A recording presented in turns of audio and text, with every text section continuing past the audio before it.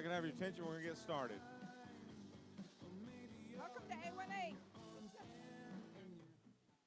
I'm so excited to be here today. I love A18. I go to every one, even though if I might not have, might not be required because I've already been to them because it gets me excited about missions. It's not a problem for me to be excited about missions. It's usually a problem for me to shut up. And I'm supposed to limit this to 3 to 5 minutes, so y'all might need to pray for me. I want to tell you a funny story when I first came to Praise. In 2001 is when we came in the spring. I walked in the sanctuary and I was kind of nervous because I didn't know what kind of church this was because there was no sign out there that really said it. But I figured praise and family. I like praising the Lord. I'm all about family, so it's a good start for us. But I saw all those faces and all those flags, and I knew the pastor here had a heart for missions. So I was really excited about it. And then a short while later, we decided to join the church. And I went in with our meeting. We used to have to go with Pastor Tom back then because there weren't as many people. And we had our meeting. I don't know what all we talked about, but I guess we passed, so we decided to join.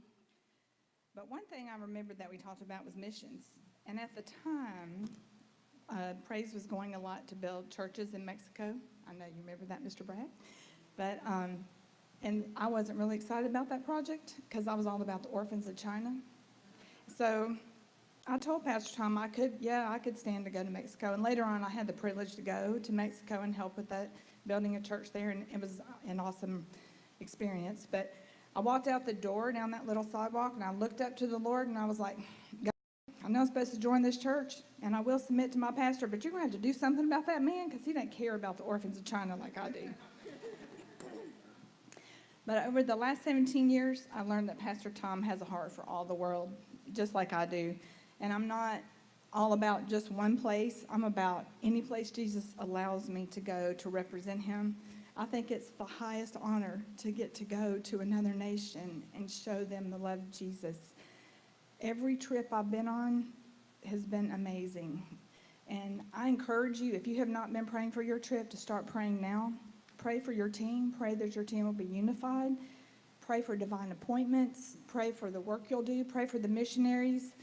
Pray for the missionaries anyway. But pray that they'll be led on the projects that you're supposed to do. All the supplies will come in, all the money. It's a blast to pray and then get there and see the things that you prayed about just come to fruition, and you'll just be amazed. Why do I keep going? Because I can't stop myself. It's my favorite thing next to my kids in the world. I love it. I was upset that both trips to Vienna and Guatemala at the same time because I thought I should go on both of them. But my son's leading Guatemala, so that's like the icing on my cake to see him lead his first team and go on a mission trip. So I'm going to Guatemala, which I'm not sad about. I'm excited about it, but I just think Vienna needs me to go there too. I'll go on the next one. I wanted to share a little story about every mission trip I've gone. It's a miracle right here that I'm standing here talking about this, truly, and I'm not one bit nervous, but and I've come out of my being nervous and anxiousness because of going on mission trips, because usually when you get there, there's always things you have to share or somebody needs to talk or whatever, and a lot of people are scared to do it. But I told the Lord a long time ago, I'll do anything my leader asks me to do, and if there's somebody that won't do something, I'll do it. So every time we sit somewhere and they say, who will share with the thing, I'm about to bust with excitement, hoping it's me, and I'm thinking somebody else is going to do it and I need to wait. But usually I'm the first one to raise my hand, even though if I look across the room, I pause and let them have their moment. If they don't do it, I jump in. And I have been privileged to share to all kinds of people. But one of my favorite things we do in Guatemala is go to the line where the prostitutes are. And I've been privileged to share there a couple times. And one of the times I went, Miss Lori asked for one volunteer. She was going to share, and she said she needed another volunteer. And we had a quiet, timid team that year, so I was hoping nobody would say they wanted to share so I could do it, and I did. So I raised my hand, and I went upstairs because I needed to pray and see what I was going to get to tell them and how much Jesus loved them and how awesome they were to him, and not to worry about their hard life and the choices they were making. But instead of what I wanted to share, I felt like the Lord put a testimony from my past and what he'd done in my life and how he cleaned me up and how he healed me of shame and guilt and pain and torment. And I was like, I wasn't planning on doing that, Lord. That wasn't part of the plan when I raised my hand. So I really had to pray about it. I couldn't sleep. The next day we were supposed to go. I couldn't eat. I don't even know. We went to the school at the dump, and I did whatever I was supposed to do, but I don't know anything that I did because I was so nervous about going to share my testimony on the line. And I wasn't nervous about sharing with the prostitutes. I was nervous about sharing in front of the church ladies. I didn't want to do that, and that's just pride. So I was like, man, you cleaned me up. You said my sins are as far as the east is from the west. Why do I have to talk about this stuff down here in front of these ladies? I got to go back home with them, and I don't like that. So we went through our day. We got there, and I shared my testimony. Well, I'm not sure if any prostitute was impacted, but it changed me forever. God healed me and set me free, and it was like getting saved all over again. I was so clean and washed and joyful and, jumped around even more than I do already now. But it was awesome. It was an awesome experience. And I'm sharing that with you today because when you get on the mission field, there may be something you're nervous about or you don't want to do, or it's an opposition of what you would normally do. But I encourage you to get out of your comfort zone. That's why I have so much fun on missions. I'll do anything. I don't care what it is. I mean, I had never had to do any medical things because I don't know how to do that, and it kind of would gross me out, but I would do it. I mean, I just encourage you. Jesus, it's so much fun. Jesus is always right there to meet you wherever you are and help you through whatever it is. But I always tell my kids, God, everything you do is preparation for something else. So the story that I shared on the line, I got to share a couple of years later in Honduras, and I wasn't planning on sharing it there either. The leader of the team asked me to share my testimony, and I knew that she wanted me to share about how the Lord had healed me of cancer and lupus, and because she knows my story, I've known her for a long time, so I was like, sure, I'll share. And when I was preparing again, the Lord started doing that little thing in there. I'm like, oh, well, this time I was quickly to be obedient. So I went to her to ask her if I could share a different testimony. And when I did, we went to the school, and it was middle and high school students. So I shared my testimony in front of all the church people there too.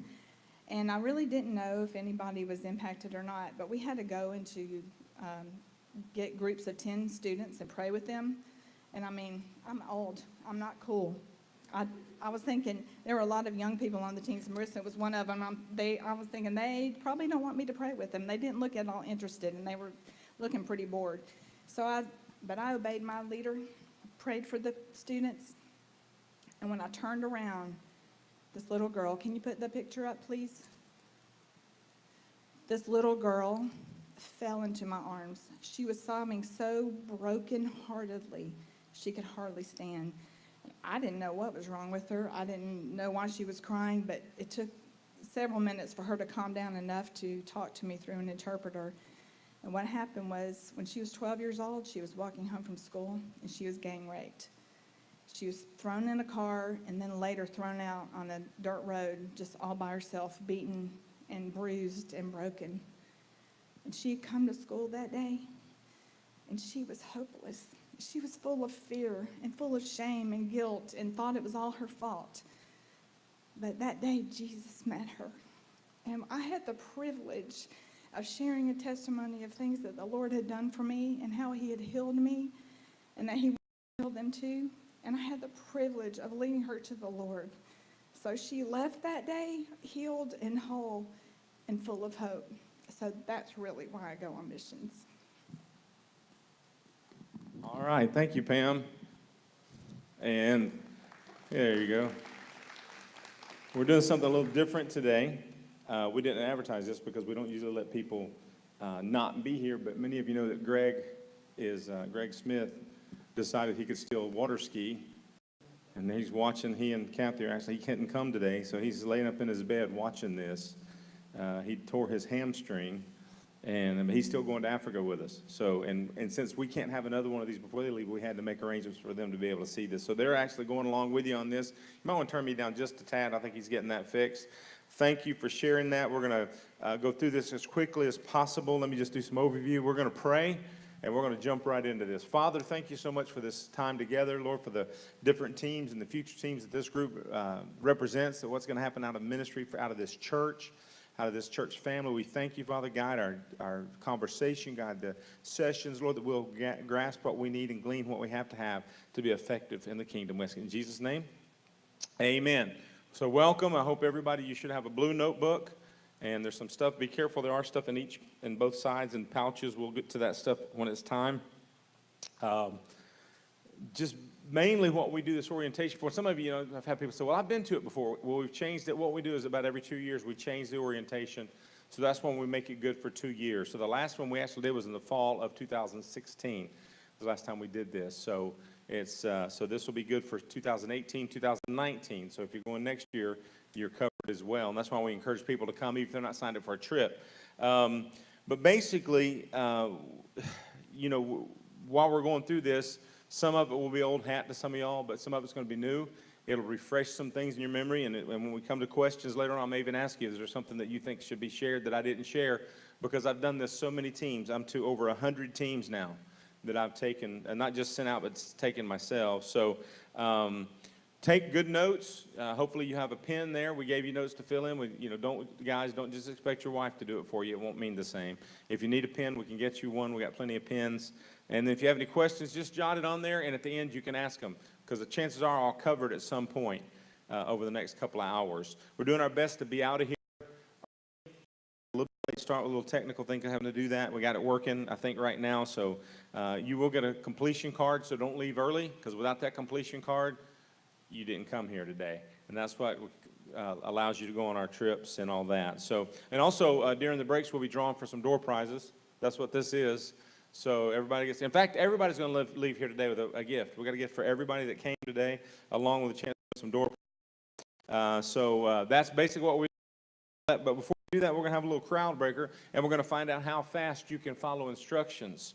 We want every other person, start with Johnny going that way and Justin going this way. We want you to split just like that. 1, 2, 1, 2, 1, 2, go. All right? Every other person, one go that way, one go this way. That means we should have half. We should have every other one, right? So we should have half of these, and we'll see how good you are at following English instructions. And go to one or the other. Act like you know where you're going. That always helps. You can't stay. If we don't come up, we'll move some people. Let's see how good you did. Well, we got 1, 2, 3, 4, 5, 6, 7, 8, 9, 10, 11. We got 1, 2, 3, 4, 5, 6, 7, 8, 9, 10, 11, 12, 13, 14, 15, 16, 17. So we need about 3 more of y'all to come over here. There you go. Okay. All right. Now here's what we're going to do. We always do these exercises every time just to try to help us to understand that one of the things we're gonna do jumping jacks and toe touches. You can lay your stuff down. I'm sorry, you don't need your stuff. You can lay it back in your chair. And I'll give you instructions. What we're gonna do is we want to have you line up. No more talking from now on, okay? Because we're gonna do several things. We're gonna give you some instructions, and we want you to line up based on what I tell you. I'll give you some categories, and you'll line up, and we'll see which team can line up the fastest in the correct order, okay? Now, the catch is you can't talk, and you can't draw anything. You can't write on a piece of paper, so you can only use facial and hand motions, okay? So the first category you're going to line up in, front to back, is birth dates, earliest to latest. Go. Birth dates, we can't talk. You got to use sign language, facial expressions, no talking. All right, first to back.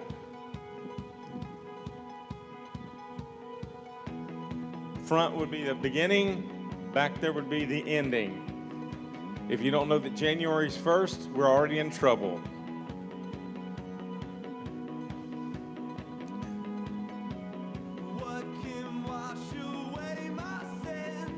When you think you've got it, somebody might want to double check.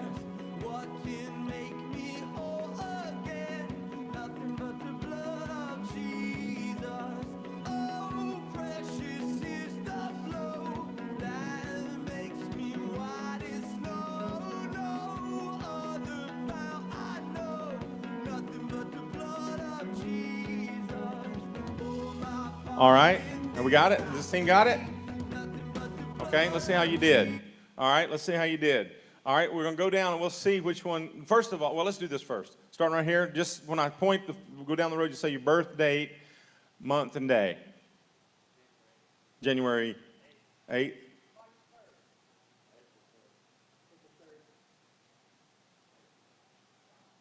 Okay, that's just for they got to. Okay, just hold on. Just that's okay. Just hold. Okay, right here. Are y'all out? Okay, they got one. Y'all got four. Okay, now try it again. Try to get in better order. Go ahead and fix it. Fix it. Fix your order. No more talking. No more talking. Fix it.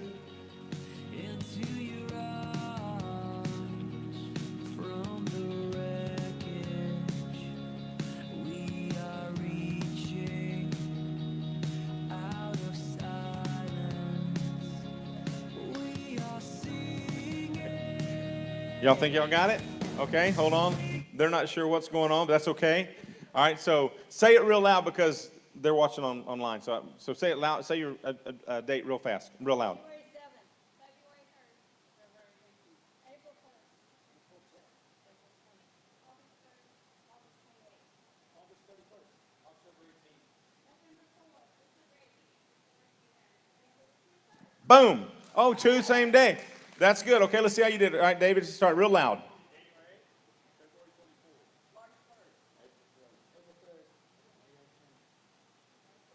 Oh, so y'all switch. That's right. Just go ahead and switch. All right. Go ahead, Sam. Oh, wait. Y'all are out too. So Tommy needs to switch again. June 7th, June 12th. I'm June 14th. Janelle? Oh, that's all right. Y'all need to give yourselves a big hand. Now, here's the deal.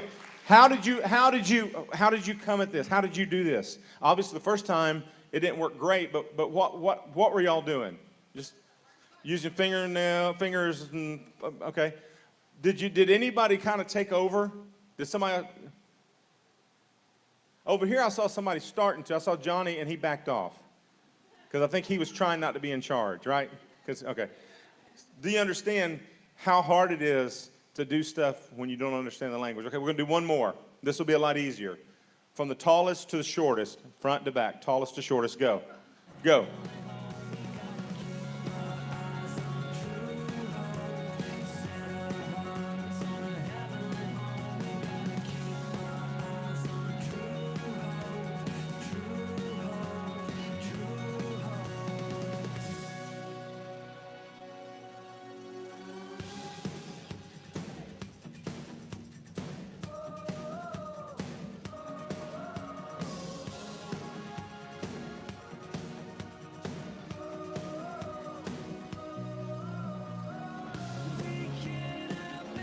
All right. That's pretty good. Now, how much easier was that? Now, it's hard when you're looking at yourself. So if you didn't have somebody like you did, you said you do this and let them show you. Okay, so you go back to your seats and we'll talk about this. Okay? I was going to do one more, but we'll save some time.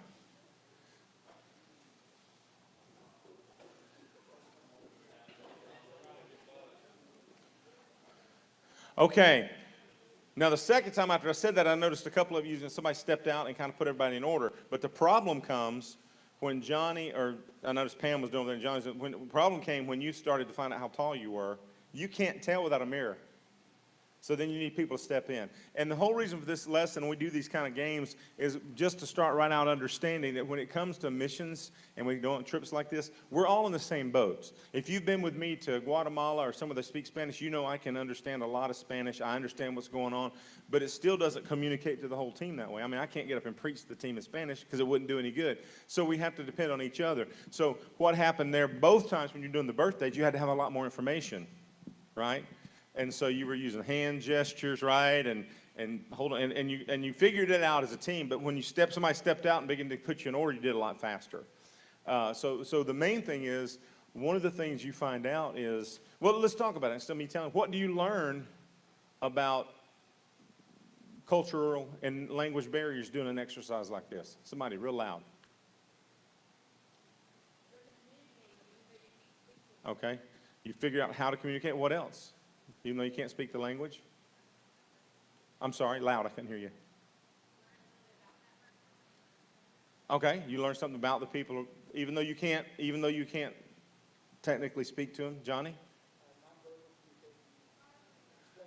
He said nonverbal communication is huge. Explains that, and I've several said that. And that's really what this is about. Because two things we want you to understand that's really common sense, but something we have to be aware of every single time we're together on a trip like this is, number one, a lot of judgment's taking place when you're in there. You know, we talk about not judging people, but, you know, you have to be aware that everything you do, every motion, every hand gesture, everything on your face says something to somebody. And if they think it's that, doesn't matter what the truth is, it's their reality. Does that make sense? So that's why we want to be aware of that. And so we'll go through that as we talk about this. You'll hear me say this again. One of the things we tell every team is don't be offended if somebody walks up and goes, hey, Pastor Jeremy, smile. You know, because sometimes you're not thinking bad at all, but you don't realize what your face is saying. And we'll do a little bit more with that later. One of the things I did when I was running a ministry, we had to make thousands of phone calls every week to pastors. And when you've done that and you're saying the same thing and getting rejected over and over and over, it's hard to stay energetic. So I walked in the first couple of days I was there, and I was watching the interns do that, and I'm like, nobody's going to come to our event because they don't sound like they like what they're doing. So I went and bought some $1 mirrors at Walmart and put sticky letters that said smile and stuck it there. And every time they made a call, they had to look and said, look here. And they had to look and watch their face while they were talking. And immediately the sound of their voice changed. So, you know, if you're happy, notify your face, right? So just remember that. So let's go through that. I'm going to go through this really fast. During the break, if you miss a blank, you can come get it because we're going to try. I know there's things going on. We got that service tonight. We didn't know when we first planned this that was going to be a part, so I've got to be there. So we're going to wrap this up, but we got to cover this stuff. We'll talk a little bit about vision. And, you know, Pam mentioned a few minutes ago that, you know, one thing she loved that she's our pastor has a heart for missions. And people ask me all the time, why are you a missions pastor? And I always say, what other kind is there? Because we're all supposed to be about the Great Commission, right? But I want to tell you something. One of the things, you know, I was raised in a home. We believed in missions in my home. My dad was a pastor. Our church was a strong missions church. But I told a little of the story a couple of weeks ago in church, so I won't tell the whole story. But one of the things that really happened to me was a real life-changing experience back in the 80s in Guatemala, in a place that we were the first team to ever go in there. They had a Catholic church. Just to be honest with you, the Catholic Church just embraced whatever else they had around them. And so there was a lot of, anyway, it was a bad situation. They'd never heard the gospel. They were total evangelicals, would steal their soul and send them to hell. And so we were the first white Christian team to ever go in to this village. Over the years, we ended up starting 18 or so churches around there. We didn't even know it till later. And it was on one of those trips at the very beginning that we were under a tent. It was pouring down rain. We're in a cow pasture. They were literally walking around with sticks, pushing up on the tent to dump the water off because it was, you know, it was leaked through and it got too much, and we were wet. God was moving. Worship began to take place. The power of God hit that place, and next thing I knew, I was on my face in all that water and mud. And I don't know how I didn't drown. It was just supernatural, and just remembering how real the presence of God was. And I was thinking, you know, if we can get people to be on the field and experience God moving in another culture, it'll change their life. And so that's what's become, you know, part of our DNA, as Brandon said this morning. And so the single greatest reason I believe we're a missions church is not just that we have a pastor that's missions minded, but because we've taken so many people on missions trips. And so, you know, my life's been changed by what I've seen on the field. I come back from every trip wanting everybody to see everything I saw. And you know, you can get it, you can kind of catch it from hearing testimonies and sitting in a meeting like this, but until you're on the field, there's just no explanation for it. And the proof is I'd say 99% of the people that have ever been with us beg to go back. We've only had one or two that'll go, yeah, I don't like the flight or whatever. So I do understand that. And one of the things we found out is in our church, every single person who's ever gone with us on a missions trip came back and became a sender. They came back and started supporting missions. Some of them just never saw it before. And we have so many testimonies. People say, hey, this now I know. I always wondered why we did what we do. And to go see this and experience it firsthand, I'm just trying to stop this phone call, thanks.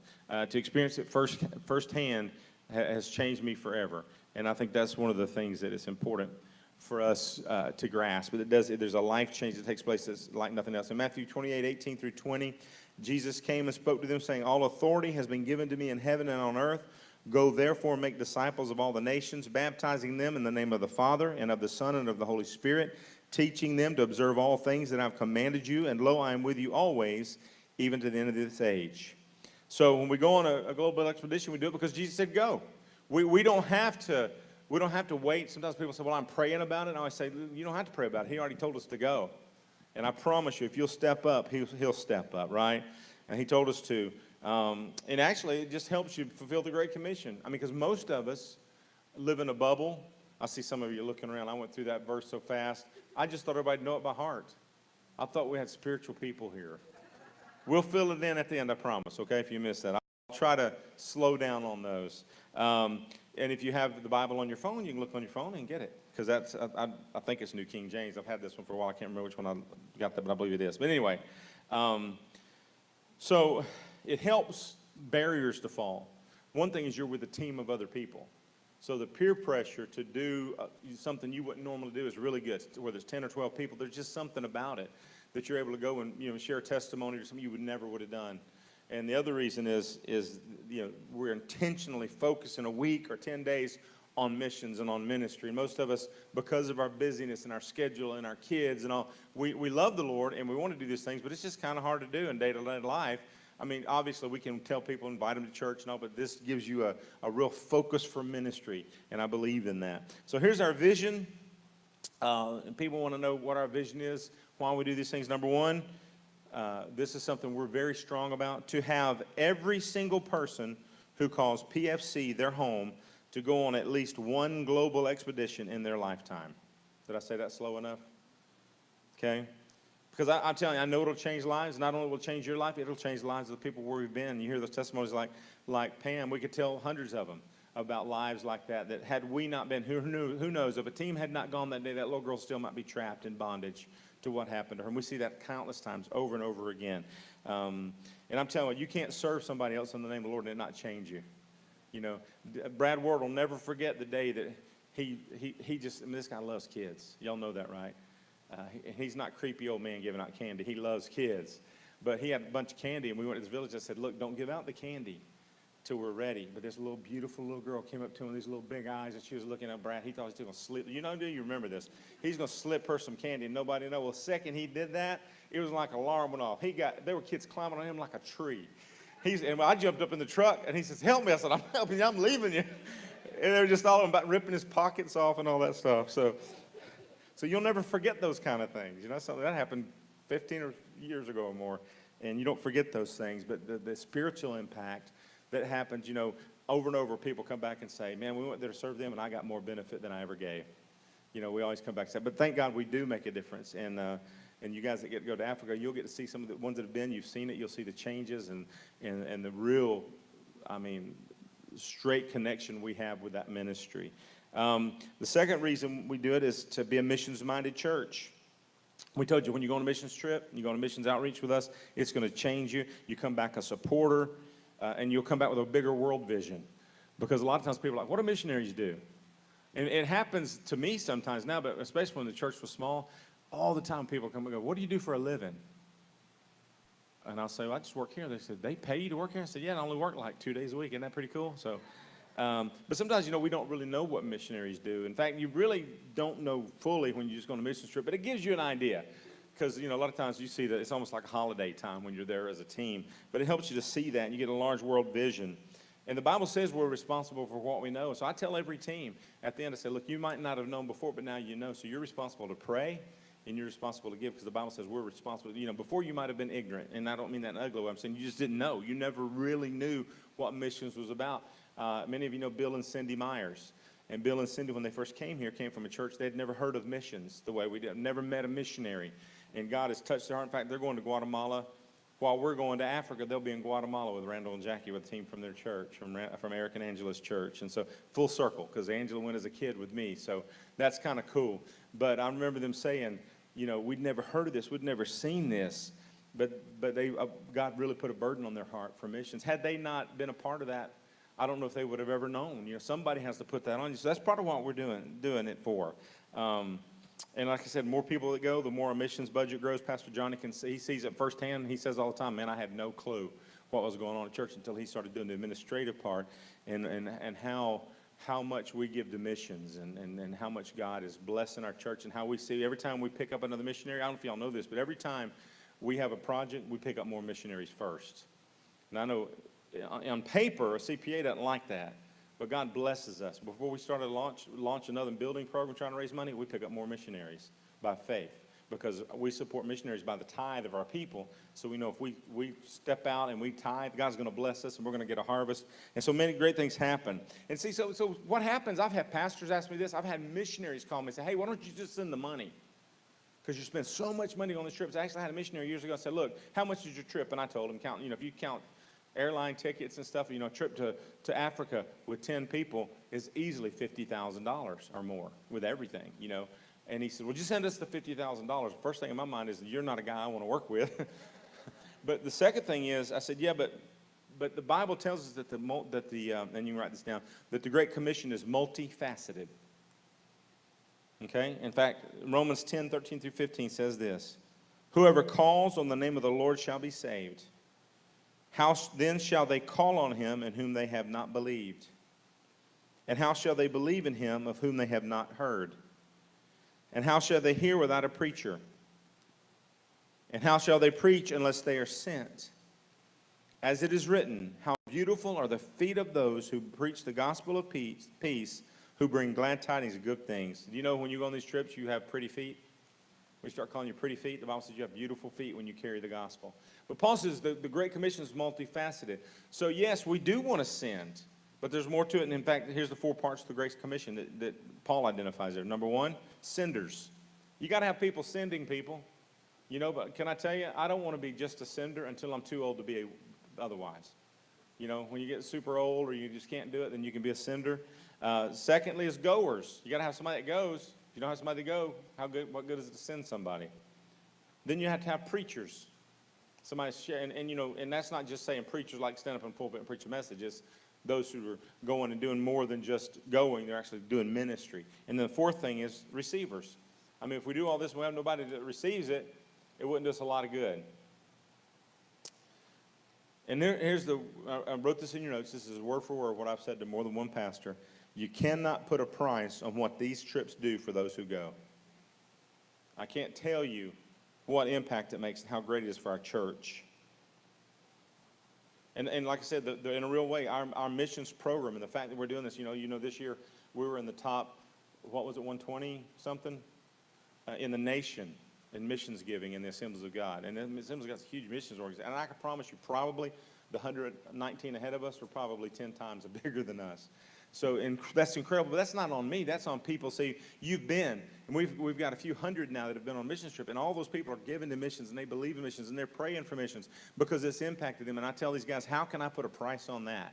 I could send you $50,000. God will bless us for that, but I'm selfish enough to know I can help you with the money, and I can bring people, and it's going to change their life, and that's why we do this. So it helps each of us to be part of Jesus' mandate, and it puts in us a heart for missions. I call that a win-win.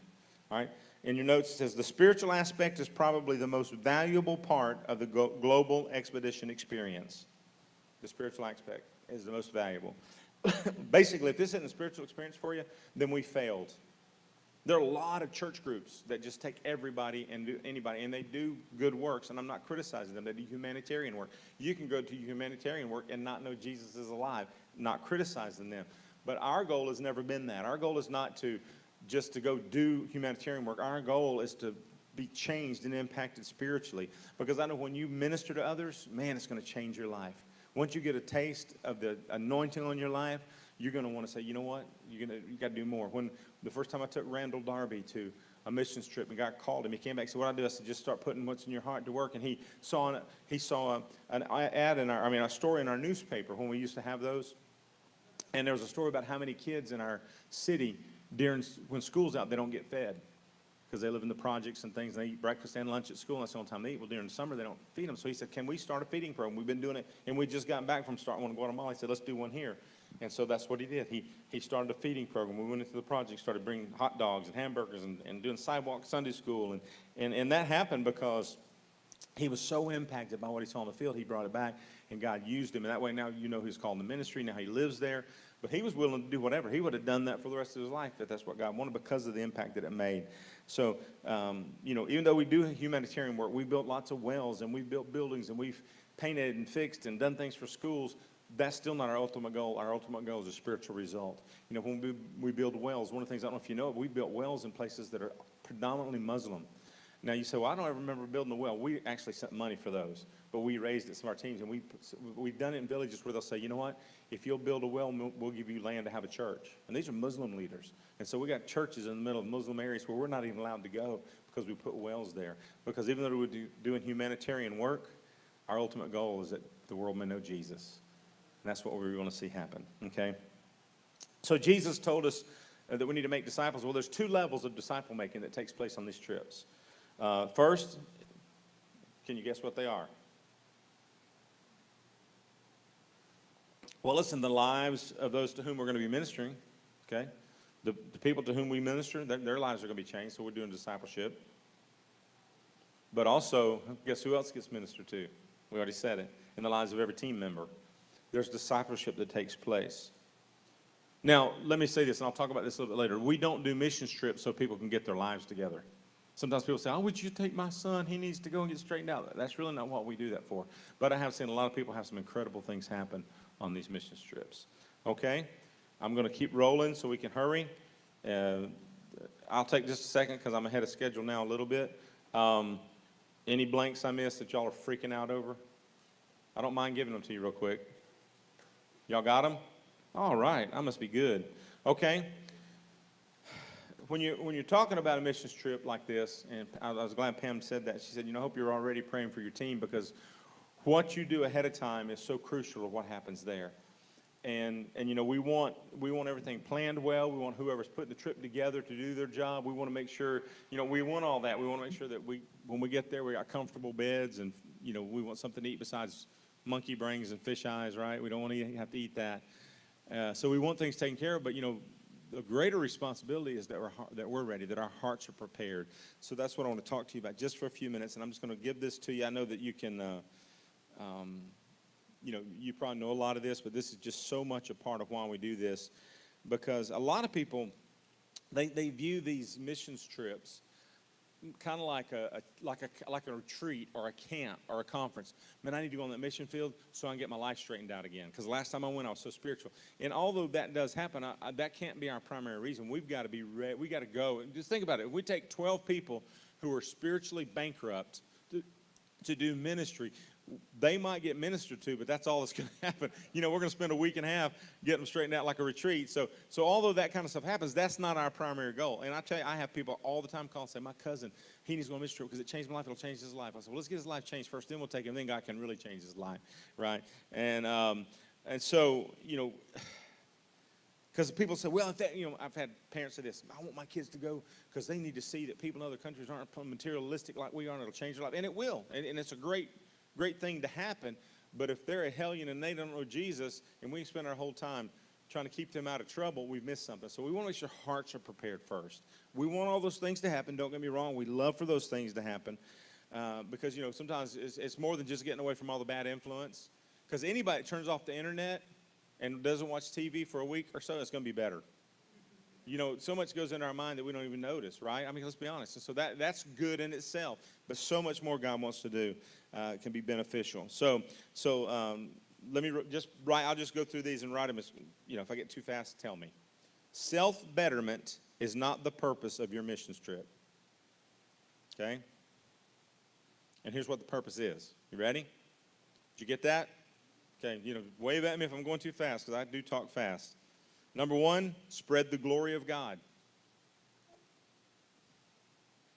Number 2, share the story of his love. That's really what it's about. Share the glory of God, share the story of Jesus, basically what we're talking. That's really the most important thing. Whether we're putting a roof on or we're going to the leper hospital to read Christmas stories or we're going to the line to tell them about Jesus and color pages with them. It doesn't matter. The bottom line is we just want to show them the love of Christ. We want to show them the glory of God and the story of Jesus. And I wrote this down. I thought of this. This is exactly what we need to realize. Here it is. You are not to be an empty vessel going to be filled. You should be a full vessel going to be poured out. And that's probably as big a step in our philosophy or a statement about our philosophy as anything. Now, that being said, we don't expect you to be perfect. We know we've all got cracks in the armor sometimes. But that's why, at least during this time, this is a chance for the next weeks or months before you go, that you're developing that time with the Lord. You're getting your heart ready, because you will see levels of things that you don't see in this country. If you go to South Africa with us, and especially possibly next year, they've asked me several times to come do a crusade there. In the area we do it, I can promise you demons will manifest. You know, we don't want just anybody. That's not where you take somebody that's trying to get his life together, right? But that's the place we went, and demons started manifesting. Some of you, how many were on that trip? Anybody in here? Bill was there. Man, it was crazy. You were there, Brad, when we were out. Yeah, you were there. We ended up casting demons out of about 100 people, and there were still more in line. And it's one of the most demonic places in all South Africa that we've been invited to do a crusade there. So if we take a team there, we want to be ready when we go on that, right? Okay. 2 Timothy 2:20-21 says, "Now in a great house there are not only vessels of gold and silver, but also of wood and clay, some for honorable use, some for dishonorable. Therefore, if anyone cleanses himself from what is dishonorable, he will be a vessel for honorable use, set apart as holy, useful to the master of the house, ready for every good work." So the question is, are you going ready to be part of the work? Are you going ready to be poured out so you're already full? Because you're not going to be a useful vessel by accident. It's like, whoops, hey, God accidentally used me. I mean, he's preparing. He wants to have you ready, and I don't want to miss the spot. What if, and since Pam's the one that gave the testimony, we could ask this about a lot of people, but what if she wasn't ready that day, and she did what she was asked to do, but she didn't really have anything to pour out? Who knows what would happen to that young girl that she told us about? So, and that, again, that's a countless story we can tell again and again and again. So, sometimes we need, especially depending on what we're doing, we need months of preparation just to get our heart ready and get our life ready, right? No matter how spiritual we are, we want to be ready. And so the question is, where are you spiritually? Where are you right now? And this isn't something that, we do ask that, we do ask for everybody to please be a Christian when they go on these. But honestly, if somebody told me they were a Christian and they weren't, unless they're just acting out some bad way, I don't know that I would ever say, you're not a Christian, you're not going. They'll know you by your fruit. But, so we assume everybody's a Christian. But listen to this. This in your notes. It is possible for a Christian to go on the mission field and be ineffective. It's possible. Okay. 1 Peter 1:8-9 says, "For if you possess these qualities in increasing measure, they will keep you from being ineffective and unproductive in your knowledge of our Lord Jesus Christ. But whoever does not have them is nearsighted and blind, forgetting that they have been cleansed from their past sins." So the qualities you mentioned at the beginning of verse 8 are qualities that you have to possess as you grow spiritually. He said if you don't have those, you're going to be ineffective. If you're not growing spiritually, Scripture tells us you'll be two things. One, ineffective and unproductive. And two, spiritually nearsighted and blind. So I want to encourage you every day between now and whatever day your departure date is, whether you're leaving in July or September or late September and you're going into October, that you spend your days to be in the Word, to seek God, to grow spiritually, to develop qualities mentioned in 2 Peter 1, and we don't have time to read that whole thing, but you go through that and walk yourself through that. So, because if you'll seek God daily, you'll not be ineffective, okay? So don't worry about that. I didn't come to tell you this to be, that you'll be worried, oh my gosh, I'm not as spiritual as him or her. Don't do that. If you do these things, and God says, you seek to prepare yourself, you'll be ready. And you'll be effective. He's not going to ask you to do something like, he's not going to say, okay, John Smith here, you've never given your testimony. We want you to lead the casting the demons out of everybody. That's not going to happen, okay? We're not going to put you in that position. But we do want to be ready and effective because we prepared ourselves, all right? So in 2 Peter 1:5-7, we don't take time to read all that. It lists these qualities that we need to have. You don't have to be perfect in them, but we need to work on those enough, and we can be doing that as we're preparing for our trip. But we need to be growing in that area. So you don't have any power to make changes on your own. It's kind of like we're talking about this morning. It's all about Him. It's not, I can never believe enough. I can never do enough. I do what He tells me to. But the changes that God makes are changes that God makes. But it's because I've given myself to Him. I've yielded my life. I've given it over to Him. But let Him make the change. I talk about all the time how people say, well, when I change this and I stop this, I'm going to start going to church. Well, I say you'll never do it because you can't do it on your own. If we had that ability, we wouldn't need Jesus, would we? And the proof of that it takes Jesus is some of us have been serving Jesus for a long time, and he's still working on us. Amen? Still, he does it over and over and over. So here's some quality. What I did was instead of reading through all that, I'm cutting time. I hope this didn't mess anybody up. I know I'm jumping through some of this, but I'm getting your blanks. That's what really matters. But the qualities of a godly person that's growing spiritually are described in 2 Peter 1, 5 through 7. Okay? And so I'm just going to go ahead and list those instead of reading all those, and we'll just talk about them a little bit. I'm going to run through them. The first, goodness and or virtue. Goodness, virtue it uses. So if a person's virtuous, their life's known by they're just a good person. You've heard that before. He's a good man, she's a good woman. Usually that means they're virtuous. So we need to have that kind of person is going to have the life focused on God, focused on the Word of God from our heart. Philippians 4:8 says, "Finally, brethren and sisters, whatever is true, whatever is noble, whatever is right, whatever is pure, whatever is lovely, whatever is admirable, if anything is excellent or praiseworthy, think about such things." So the point is, if we want to be good and be virtuous, then we got to change our thinking. All right. So and that's a good way to do that. So if our focus is on whatever's true and lovely and a good report, then that's going to help us grow. That's a growing part of the Christian life. That's why the Bible says, "Be careful what you see, be careful what you hear." That's a little Turner paraphrase. That's why it says, be careful, avoid coarse jesting and what you feed into your mind. Those are important things because that can affect your virtue and your goodness in ways you don't even realize. Second thing is knowledge. So give yourself over to the knowledge of God. We talk about doing that. And so how do you do that? Well, you get to know God. Spend time in prayer. If you haven't done a quiet time, start a quiet time. Pray, study. That's two of the wings that your whole spiritual life will grow on. Recently I was talking to someone, and they said, "I feel like God wants to do something in my life because I recently started having a quiet time, so now I think I'm ready for full-time ministry." And I said, "What you're telling me is what every Christian should be doing. That's not something just preachers do or just ministry. I mean, yeah, that's a good start, but that's not, I mean, what you're sensing is that you're finally, for the first time in your life, you're experiencing the presence of God every day in your life. You've never had that before. And it's a good thing, but let him work on it, let him grow. So, and you grow in knowledge. So, and the cool thing is we have the Holy Spirit to help us. There are good things out there to read and all that, but I find so many times I talk to Christians, and I read a lot, okay? I read hundreds of books over a 2 or 3 year period. I'll read several hundred books. But I hope my conversation is not just books I've read. So often I get around Christians, and all they talk about is the books you read. And I'm like, "Have you read the book?" So make sure that the Bible is a good part of that, okay, that you're putting the Word in you and you're getting that in you. 1 Corinthians 2:10 says, "These are the things God has revealed to us by His Spirit. The Spirit searches all things, even the deep things of God." So often when somebody will tell me they're confused about something or they can't figure something out, I'll say, "You know what, that can be revealed by the Spirit." You need to spend time just searching the Spirit, letting the Spirit of God search your heart, and He'll reveal things to you that nobody can teach you. So that's one of the ways you're growing knowledge, okay, not just reading a book.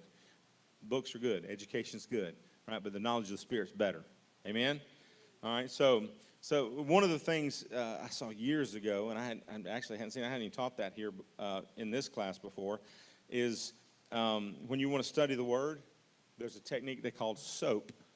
And that's not in your notes, but I'm just going to tell you. SOAP. SOAP, okay? And that just means Scripture. So you pick, so especially if you're just starting out, pick a book. If you've never studied the Bible, a lot of times we'll tell people Mark's a good book to start with, or some people like to start with the book of Acts. If you're going on a missions trip and you're already studying, Acts is a great book to study. So pick some kind of study, something, that you read a passage. I generally average 5 chapters a day because I read through the Bible. But that's not like the only way to do that. If I could get every Christian, every believer, every part of Praise Family Church reading a chapter in the Bible every day, and just spend a few minutes, we would rock our world, right? So just so scripture, that you're reading some scripture, a chapter a day or whatever, you're studying something, then observe, okay? So you got scripture, then you observe. And where you do that is you'll see something, and you don't just go, I never saw that before. Now, I've done this. And I go on, and the next day I go, what was that I saw there in Malachi? What was that? Because I didn't write it down. So you can observe, but you need to record it, okay? So you need to have a journal or something. I write in my Bible. The Bible I've been preaching out again. I was using my phone and my iPad. And I'll be honest with you, I just thought it'd be good for people to see a Bible. I got people I've never seen one before because they all got them on their phones. But I've got a lot of notes in my Bible. So Jeremy was with me about a year ago. We went over to the African church in town. Literally, they're all Africans, and I was preaching, and I had a message, and God changed my heart, and I flipped to a scripture, and I had 3 words written down from a study from that, and that's what I preached. It was written in my Bible, so I have my notes with me there. But God will speak things so you can write it down somewhere. Anything that jumps off the page at you, makes you stop and think, or makes you want to go further study, so you observe, and then you act. So, if you write it down, sometimes God will just have me write a verse down. And it's just because I need to work on that. Or what can I do with this today? How can I do this today? How can I live this out? How does this flesh out in my own life? So you act on it. What it's saying to you personally. Because Josh might be reading the same passage I'm reading, but God will speak something totally different to Josh. And Josh will come and share that with me. I'm going, wow, I never heard that before. That's cool. But it's something that spoke to him. So if you didn't write that down and act it out, and if God's telling you to do something about your neighbor, or change the way you're talking to your wife or your husband, it's not enough just to observe it and write it down. You got to go do it, right? And P is pray. If you'll do that, and I didn't come up with that. That's something I heard many years ago. But if you'll do that, just remember SOAP: Scripture, right? Observe or observation, act, and then prayer. Make that your life every day. You'll see a change, and that'll prepare you. Okay, self-control. The next virtue that he talked about, self-control. Understand, we're not living for our own desires, but we're living for God's, who God wants us to be. So many times I need that in my life. It has nothing to do with mission trips. I just need that, right? Next is perseverance.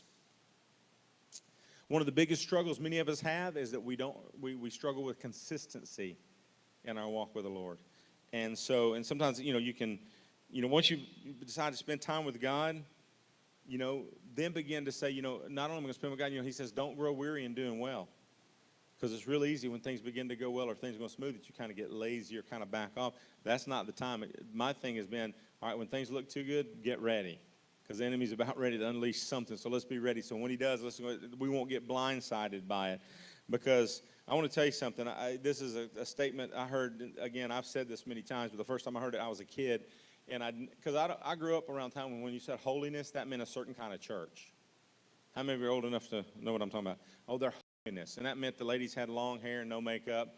And the funny thing is, we'd go to events, people, the men would have on $500 dresses, suits, and the wives would be in sackcloth dresses and no makeup and look pitiful. That's terrible. Somehow that was holy. And I remember that preacher saying, yeah, if you got a barn that needs paint, put some paint on it. But the truth is, God cares more about your holiness than he does your happiness. So we're not talking about legalism, but he wants us to be holy. He wants us to persevere and step out of the way. And again, you've been called apart. You may be going to a cool place. It is so cool to go somewhere else in the world and see things you've never seen. I want you to see the whole world. I take as many people, as many places. I'm always trying to find somewhere new. I've got invitations to go to Tanzania. I've got invitations to go to Italy. I've got invitations to go back to France. We've got invitations to go to Spain. And so those are going to come up eventually. And so people, oh, wow, that sounds so cool. But the thing is, remember, regardless of where we're going, you can enjoy the place. But, man, let that be a time God calls you apart, sets you apart, and does something in your life and through your life. We want both parts. I want him to do something in me, but I want him to do something through me, too. He'll use me in ways on the mission field I may not be able or capable or willing at home. And then it opens the doors for me to go back and be that way at home. So we want to persevere in that. Godliness and we just said that about the holiness thing. Mutual affection. One of the things that we need to grow in is there needs to be a connection to our church and to our brothers and sisters in Christ. And one of the cool things that happens on mission trips is you'll develop a friendship with people on that team. Every team that we talk about, there's certain stories we could tell that group holds on to that even when we tell other people, it doesn't mean anything. Like we can say one word. Until last night or Friday night when Tommy told his star story, the guys that went to Africa goes, Tommy's star, and we don't laugh. And people around were going. And then even if you tell them the story, it's not as funny if you weren't there when he told it the first time. So there's certain things you share, that mutual affection, it'll help you grow in your connection to the church. And what we found out is I don't know that we've done kind of a formal survey, but just in observing, we found out that people who go on mission trips come back more connected to the church. Now they've got friends, they get more involved in ministry, they're helping us do more things here because now they feel like part of it. So that's one of the things that happens. So God will open your eyes to what you can do there, but he'll also open your eyes to what you can do here. And of course, love is the other thing that Peter talks about, as that that we'll love as Christ loves us. So what I want you to do is you concentrate over the next few weeks, and you're getting yourself ready, because I know this is mostly, for the most part, it's going to be a very practical session today. I felt like we couldn't really get into that without really understanding. If we're not getting our hearts ready, if we're not focusing on that, the rest of it's going to be worthless. Because I want this to be spiritually enlightening. I want you to come back on fire. I want you to bring a revival back when you come back. You know what I'm saying? But I want you to go there and take it to them too, right? And so here's a quote I got from a guy named Douglas Wilson. It says, "What you practice at home is the show you take on the road. What you grow in your fields is what you load on the trucks. Compassing sea and land doesn't generate a new message. The way you live when you get on the plane is going to be the single best indicator of how you live when you get off the plane. In short, don't expect geographical location to fix anything." So we want to get our hearts first and then take advantage of that situation, right? Amen? All right. Did I leave any blanks out? I've got the key right here. If you need to copy, you can, or I can give it to you very quickly. All right. 10-minute break.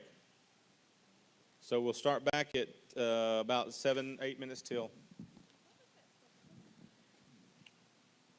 I should know, because I just wrote that this week. It was before, right before. 2 Timothy 2:20 and 21.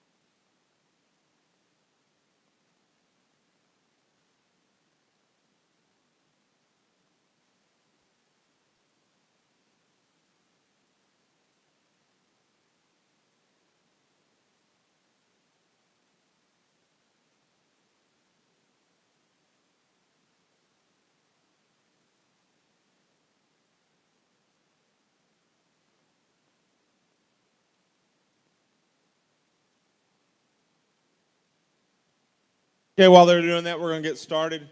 First, we're going to draw. You were given a red ticket when you came. We're going to draw for some door prizes. All right, there's just a variety of stuff. We'll just grab something. The winner must be present to win. Well, that one jumped right out. It must be the right one. They all say 410, right? So everybody's still in it. 8, 2, 3. Who's 410-823? Well, we know you gave it out today, so one of y'all come get it. Let me set this aside.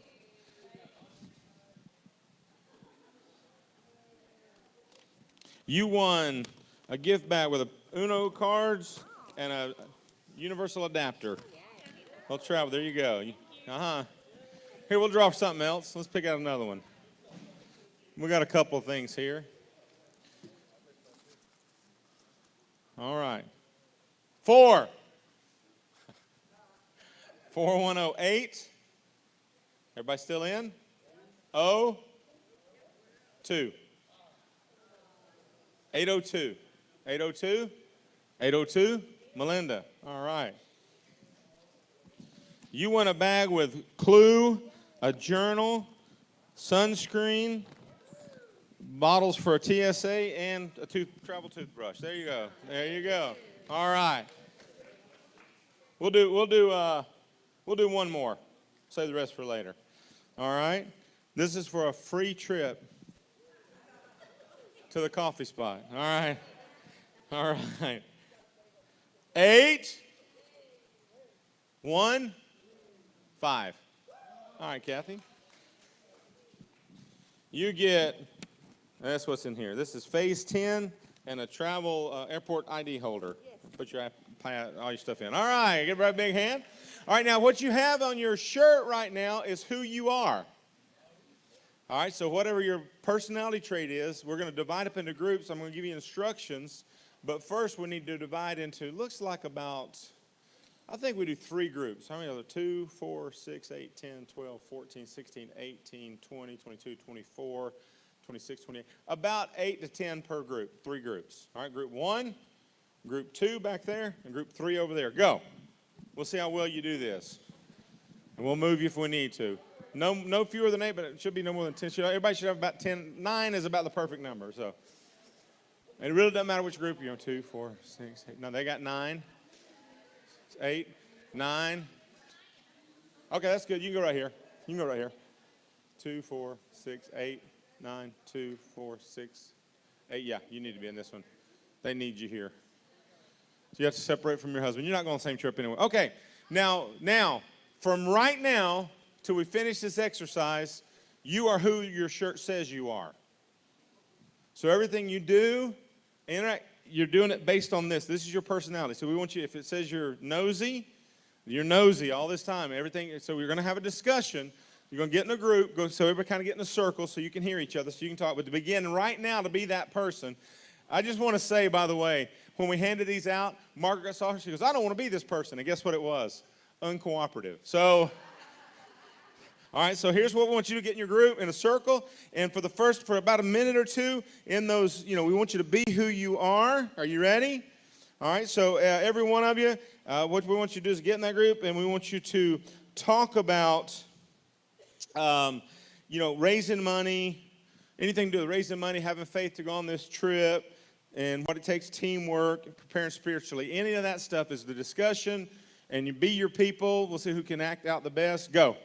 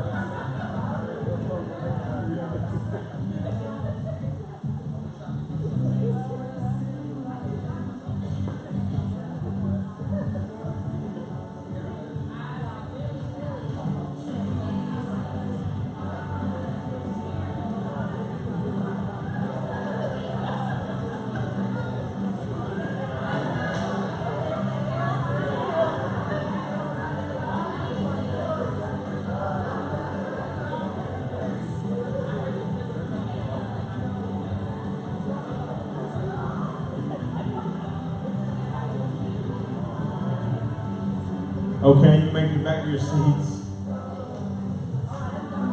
Well, was it fun?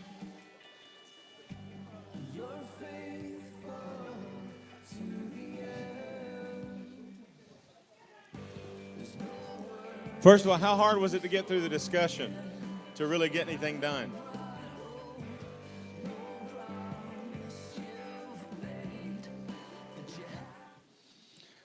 I don't know that we had anybody win an Academy Award, but I got a kick out of listening to some of you.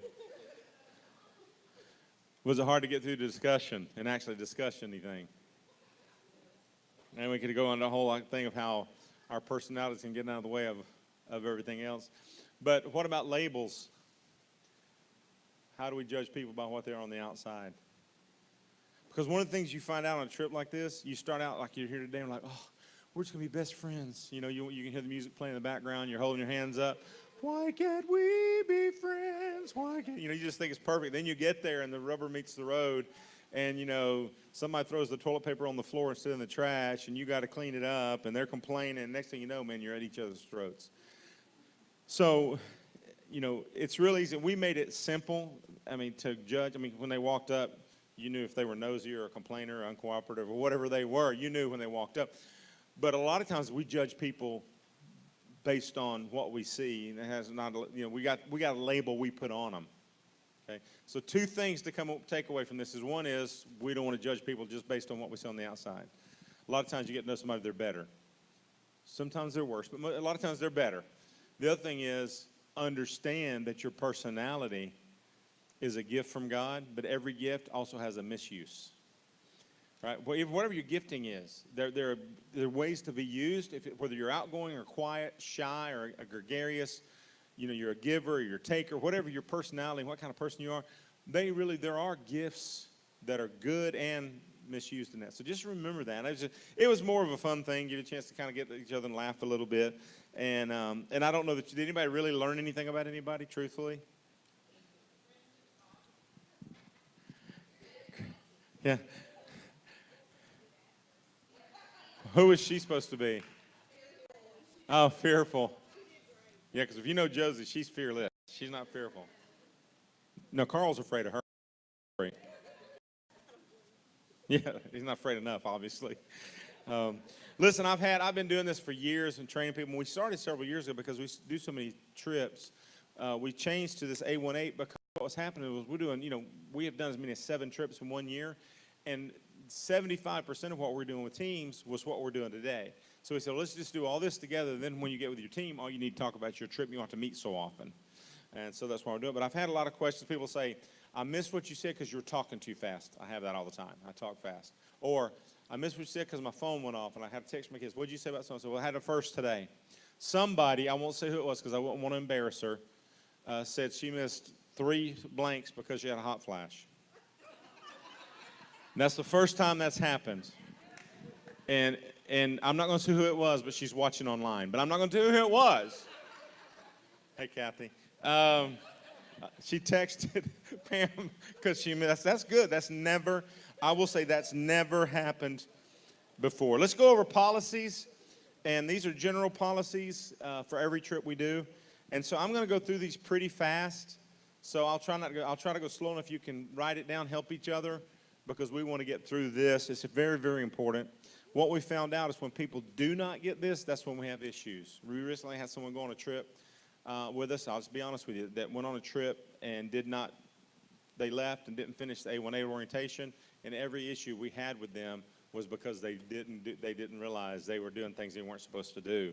And I finally said, you didn't do the orientation all the way. No. So we want to make sure everybody gets all of it and gets it covered, because I don't want it to be bad for you either. I'm not just doing this so you don't embarrass us. I'm doing it so you have the best possible experience. So we always say this, all rules of basic Christian conduct apply, and really shouldn't that be all we need to say? And probably with everybody in this group and all the teams that are going, that probably is true, but just in case, anything that's basic, courtesy and love and putting the other person first and all that, we should do anyway, right? Number 1, be willing to give and take. Sometimes you got to contribute, sometimes, and receive. Give and take. All rules of basic Christian conduct apply. Be willing to give and take. Conduct.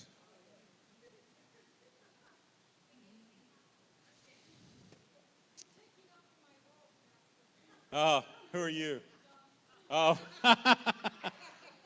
Maintain a spirit of unity. Extend courtesy and politeness. Now, I have to say this, but I don't expect it to happen. But I want you to understand this. In extreme cases, we would send somebody home. I will not sacrifice a team for one person. Now, again, I don't think that's anybody here. But I have to say that. Several years ago, I had been taking teams to Guatemala. As you know, I took many, many teams, and I was taking 3 or 4 teams every year. And in the summer, like fall, it'd be, in spring, mostly we're adults. In the summertime, we'd take teenagers and adults. So we'd have 40, 50 people. So we'd have outreach going on, we'd have building going on. I was over the whole team.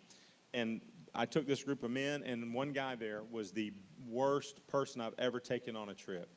He complained. He did everything he wasn't supposed to do. He was griping. He was calling Guatemalans stupid. He was doing everything right. And my teenagers were seeing that. So finally, and you got to understand, in those days, there was no cell phones. There was no satellite phone. I had to go to the tienda, had to get an international operator, make the call, take about an hour for them to come get me when it was ready, and then go make the call. It was really hard to make a phone call. And I called my pastor, so I'm sending his behind home. I didn't say it that nice. And I said, I'm sending his butt home right now. And I told him why. So he said, you're in charge, do what you want to. And so when I pulled him aside to talk to me, he goes, you know who I am? I said, yeah, unfortunately, I do know who you are, and you're going home. And so after he cried and groveled and begged for a while, I said, I'll tell you what, you can stay on this trip, but you'll never go with me again. 10 years I was there after that and never let him go again, because the missionary said, I'll make a deal with you. If you never bring him back, I won't, we'll always make sure everything's perfect for you, but you can't bring him back. So I said, we made a deal. He never went back because he was obnoxious, and he wasn't polite, and he didn't care about anybody but himself. But with the way we screen, that is so rare that, we do not, I can tell you right now, we've taken several thousand people from Praise. Now, a lot of you are multiples, but if you add up all the trips we've done in the last 20-something years, we've taken over 1,000 people, a couple thousand, and we don't have problems because we do this. But we do like to say that anyway. We have to say that. Okay. Refrain from comments about missionaries.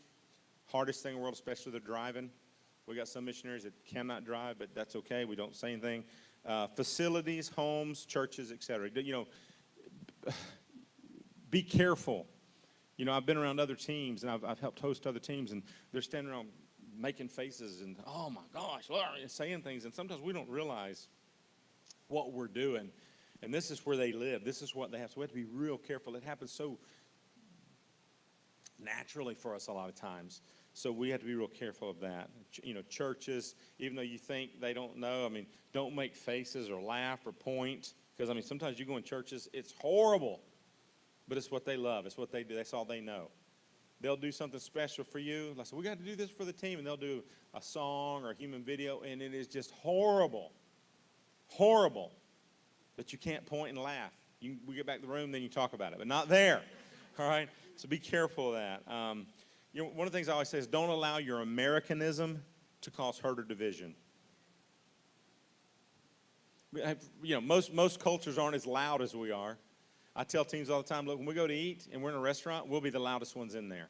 So just try to remember, we got to kind of keep everybody aware that we're too loud. We're used to it, but most cultures are not like that. So just be careful. All right, so that was conduct. Ministry. Next section is ministry. I'm going to go through this fast. Our main goal is to reach the lost. And sometimes people come and say, well, I didn't come for that. That's what I don't care for putting blocks up on a building or putting screws in a roof. We still want to win the lost. So if you don't have a burden for lost people, you probably shouldn't go, all right? Because everyone is expected to be part of the outreaches and services. Now, I will tell you this, I will never embarrass you and make you preach a sermon if you're not a preacher. But we might ask you to share a testimony. We don't do that very often, but, sometimes we need to be straight. But most of the time it's more participation, is more of just being there, having to sit up front, entering into the service. It's not usually anything big, but we still want to, we want to be there. I've had people, no offense adults, but I've had more problems with adults than teenagers because they kind of know when they go what all they're doing because they're usually doing stuff in a service. And I've had adults say, we work till I'm not going to church tonight. Y'all just go without me. You have wrong answer. Because my thing is you can either go to church or you can go to the airport. That's your two choices. Because, and really that hasn't happened 1 out of 1,000 times, okay? It doesn't happen very often. But just remember, and sometimes the schedule is grueling. I'll be honest with you. I've been on some trips, I'm like, man, I got to get home and rest. This is crazy because you're going all day, going to service at night, and they don't have the same clock we have. If it's supposed to start at 7, they might start by 8, but they might start praying at 7:10, and they'll pray to 8:30, then they start preaching. You know, and then they just go on and on and on. You say, man, our services aren't long at all. You know, so just remember that. We want to reach the lost. Third is relationships. Romans 12:10 says, be devoted to one another in brotherly love. Give preference to one another in honor. If we'll always prefer each other, we're going to be fine. You know, don't feel like you have to be the first, because the Bible says the first shall be last. So these 4 things, basic things we always tell you. Number 1, walk in love. You know, choose love first, because somebody might get on your nerves, and you may have a bad day, or you won't feel well. Well, join the club. It's part of it. That's just sometimes that happens when you travel. But walk in love anyway. Smile. This is one, we have the unwritten rule. It's okay for Kathy to come up and say, hey, PT, smile. Because even I forget sometimes. It's not because I'm mad. I just don't think about it. You know, you're not mad, but that's all they have to go on. And if they see us, like we're working with Africans that don't speak English, or you're working with Guatemalans that don't speak English, and you're standing over talking, and you're just discussing something, well, to them, it looks like you're talking either about them or something. You're not being a very good Christian. Should they judge? No, but our responsibility is to put forth the best foot and let them deal with the rest. So smile, even when you don't feel like it. Don't complain. Complaining is like probably our major thing. We just don't want any complaining. I promise you, we do our best. We work our behinds off to make sure we organize, we plan, and then we're ready to change at a moment's notice, because that happens. And there's no reason to complain about it. I told you, we won't make you eat monkey brains and fish eyes. We've never done that. Anytime we eat something different like that, it's usually at a special event, and you are not made to eat it. We ate mopami worms a few years ago, and everybody on the team ate them. They were actually good, except Owen. He was a wuss. I'll say it publicly. If he sees it on here, you're a wuss. So, but we didn't make him do that. We just pick at him. But the food we eat at most places is very good. In fact, we have a reputation for being the only missions teams that go out and come back heavier. You know, the biggest thing is gaining weight when you're gone, because we feed you well. But don't complain, and then overlook faults and offenses. You know what? And I start to say the devil does it, but I think God does it sometimes. I think he makes sure that the person that annoys you the most is probably he's going to put him in your room or something. He wants to teach us something, right? I mean, anybody ever experienced what I'm talking about? You know what I mean? So just overlook, okay? Number 4, meeting needs. If you see a need you want to meet, always check with the team leader first. Don't go over his head to the missionary. Don't go talk to a pastor. You talk to the missionary. The worst thing that happens, somebody comes up and goes, hey, somebody from your team just gave their iPad to one of our people. Man, don't do that, because sometimes you're not helping them. It's worse. We had a guy a few years ago who was going around trying to get money for glasses. He was working with us every day. And I went to the pastor, and the pastor says, I'm so sorry. He said, do not give it to him. He takes the money and gambles, and all. He said he didn't even need glasses. And I already had a couple people giving him money. They had broken the rule because we told them not to do. They thought God told them to. I said, well, that shows you God didn't speak to you about that. Now, are you going to get punished for doing it? Depends. I mean, but I don't think God's going to punish you for that, because your heart was right. But that's why we don't do that to be ugly. We do that because we want to protect everybody. And we will do things, and at the end, we do it. It's more effective that way. We always give things through the church, because the pastor knows things that we don't know. So just make sure, okay? And your most important attribute, what do you think it is? A good attitude. That's it. Somebody's walking in the Spirit. Okay? All right, now, there is a sheet there called the policy statement. I'm just going to read through these, okay? I'm just going to read them. This is the next page in your notebook. I don't think you have anything to fill in on it, but we want to read through it, right? It should be in, well, it should have it on the page, too. You don't have a full page that says policy statement? Okay, well, you got the sheet, though, the half sheet, same thing. Okay, because you're going to turn, okay, I need to get you that, because that's supposed to be in your, lesson 3 is not, you don't have that, you just have the notes? Okay, that's an oversight. I should have given you that so you could keep it in your notebook. We'll get you that. All right, policy statement, and this is just something I'm going to read through for you. These are general policies for our A18 expeditions. The following elements are crucial to the effectiveness, quality, and safety of our trip together. By signing up for an expedition, you agree to the ensuing policy statement. Now, this is something, if you've been before, it's always the same. So if you zone out, it's okay. You still got to sign it, all right? As a member of a Praise Family Church A18 Global Expedition, I agree too. Number one, remember that I'm a guest working at the invitation of a local missionary. If my hosts are offended by bare arms, shirtless backs, or exposed legs, I'll cover them. If they offer me goat meat stew, I'll try it. I'll remember the missionary's prayer. Where you lead me, I will follow. What you feed me, I will swallow. And we do our best for you. Never have to eat anything bad.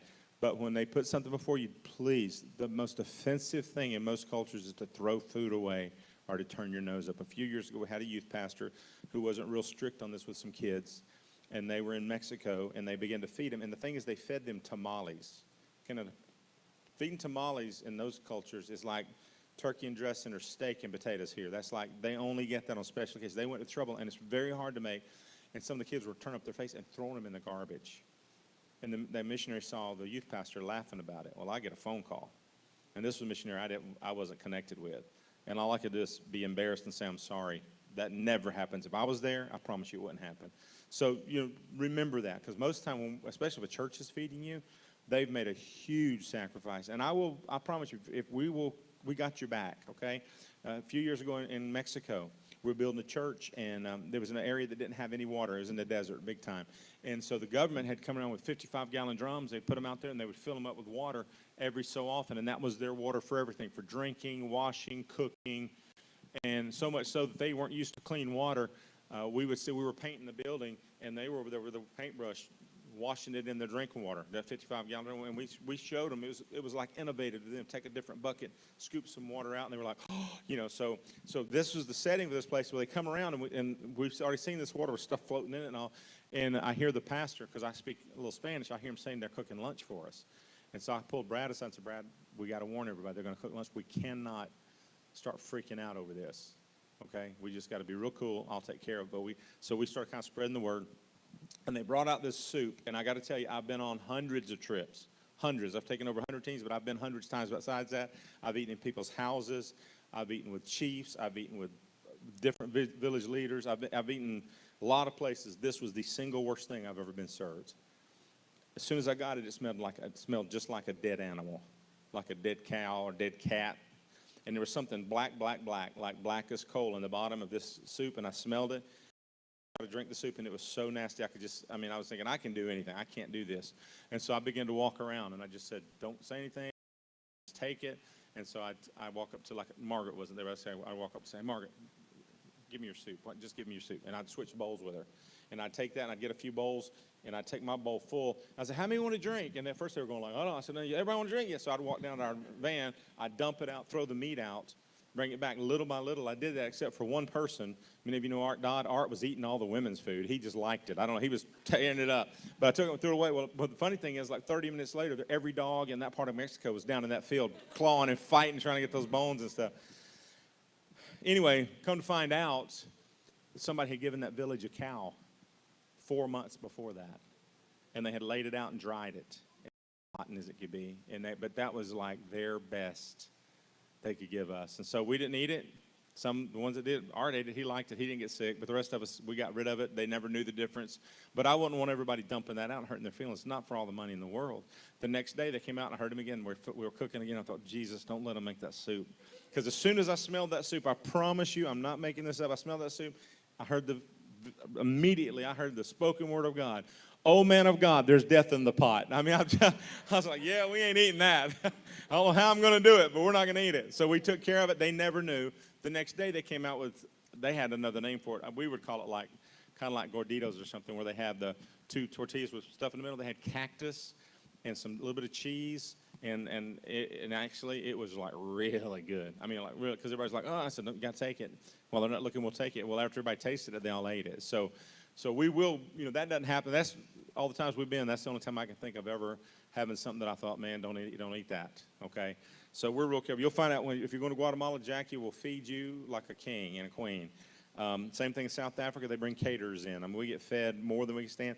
In Vienna, the food is very good. You'll have very, very good food. So No problems there. All right, where am I at? I'm still on the 2. I won't take as long as the rest of my promise.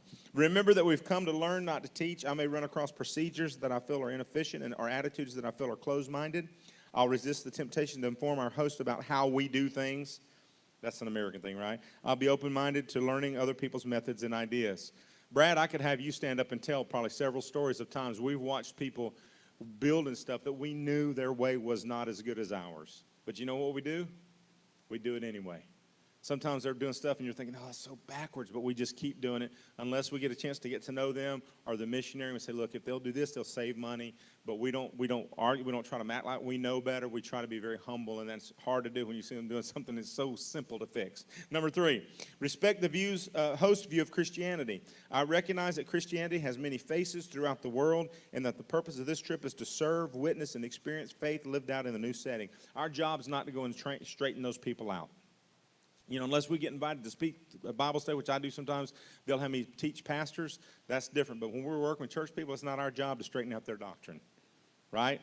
So remember that. Number 4, develop and maintain a servant attitude toward all nationals and my teammates. That goes a long way to everything. Number 5, respect my team leader and his or her decisions. Very important, especially when you think they don't know what they're talking about. You just have to trust it.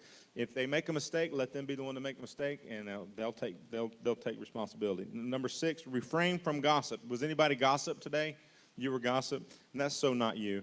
I may be surprised at how each person will blossom when freed from the concern that others may be passing judgment. Now, that doesn't mean if you do something funny, we're not going to talk about it. But we'll love you enough to talk about it in front of you. We'll make fun of you with you listening. We have a guy that went with us to Africa, and if Richard hears this, he'll laugh too. But he had never been anywhere, and he kept playing with his passport. We kept saying, "Put your passport up. Put your passport." Well, he lost his passport. I mean, I'm up there, and all of a sudden somebody counted for who it was, Johnny or somebody came and said, "Pastor Tom, Richard lost his passport." I said, "What? What are you gonna do?" I said, "I ain't doing anything." We get there, they won't let him in. He'll have to. I mean, I can't. I'm not allowed to. I can't do anything.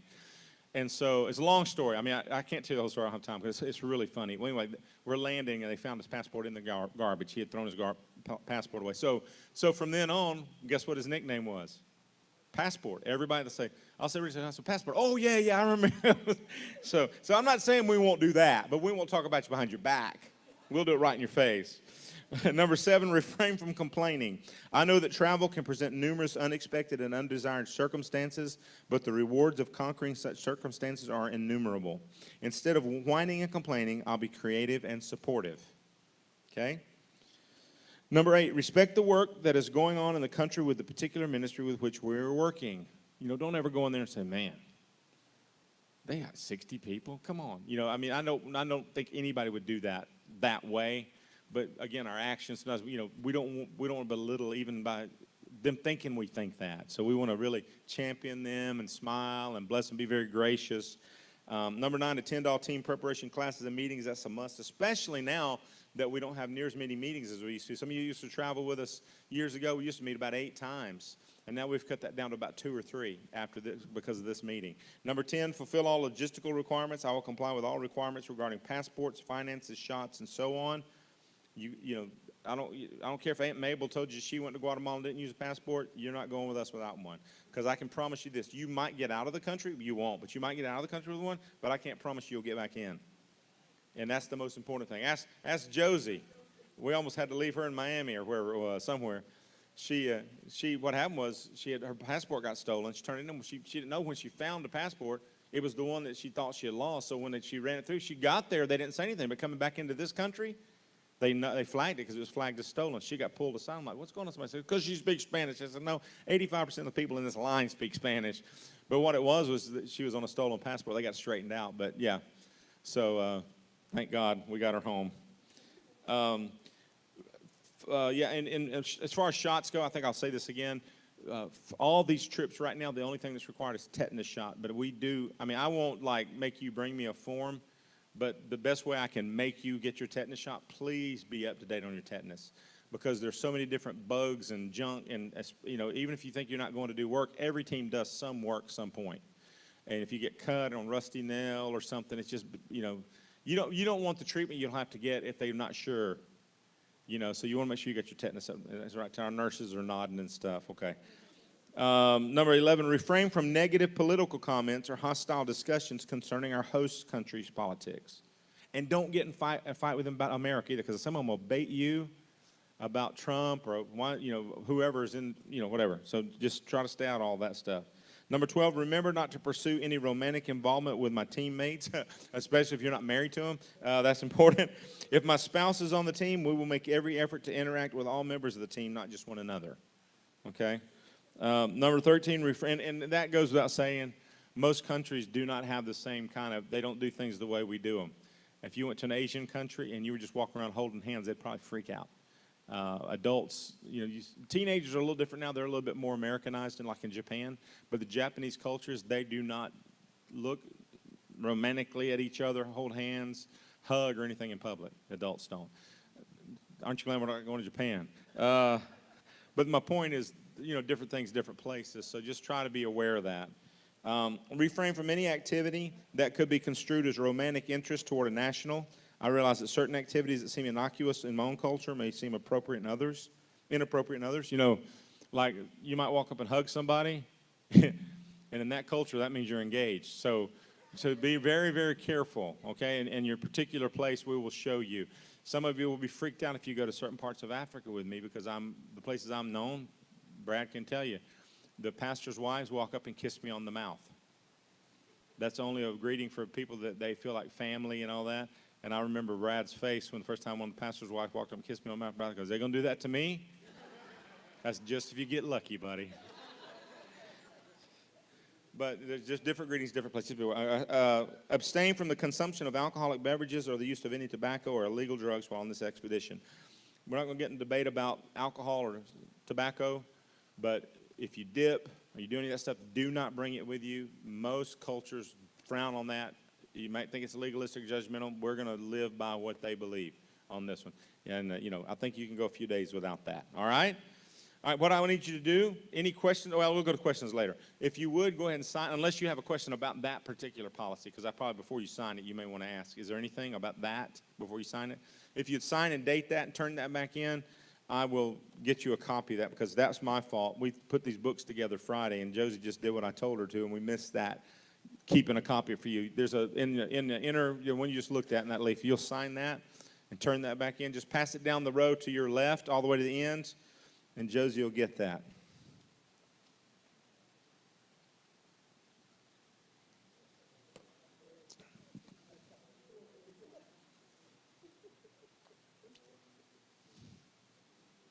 We're flying through this. We're about 40 minutes ahead of schedule. And don't worry, we're going to cover some more stuff. But we're going to do something a little different this time for this session. We're going to ask you, and you can move chairs to do this, but we want to put them back the way we have them. We want to make groups of around, let's just say, no less than 5, no more than about 8. 5 or 6 is the best size. And make groups, so do that first. So go ahead and make groups. Take your chair with you. Just find a spot and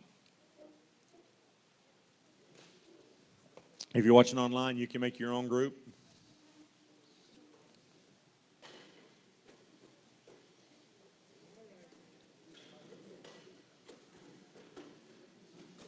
And if one group's too small or too big, we can move it around. I mean, it's not exact, but need around. You won the trick chair.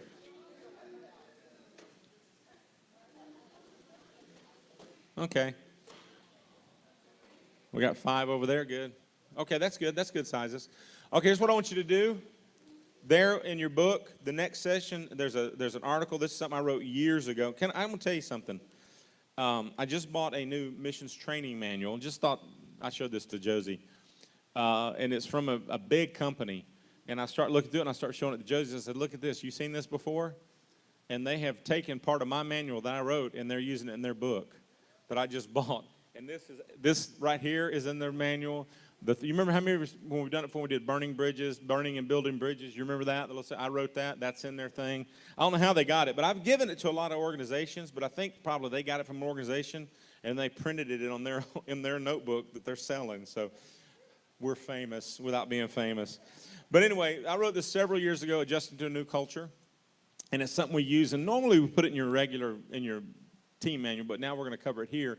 So what I want to do is I want you to take a minute and everybody just read through it. It's just 2 pages, well, not even 2 full pages.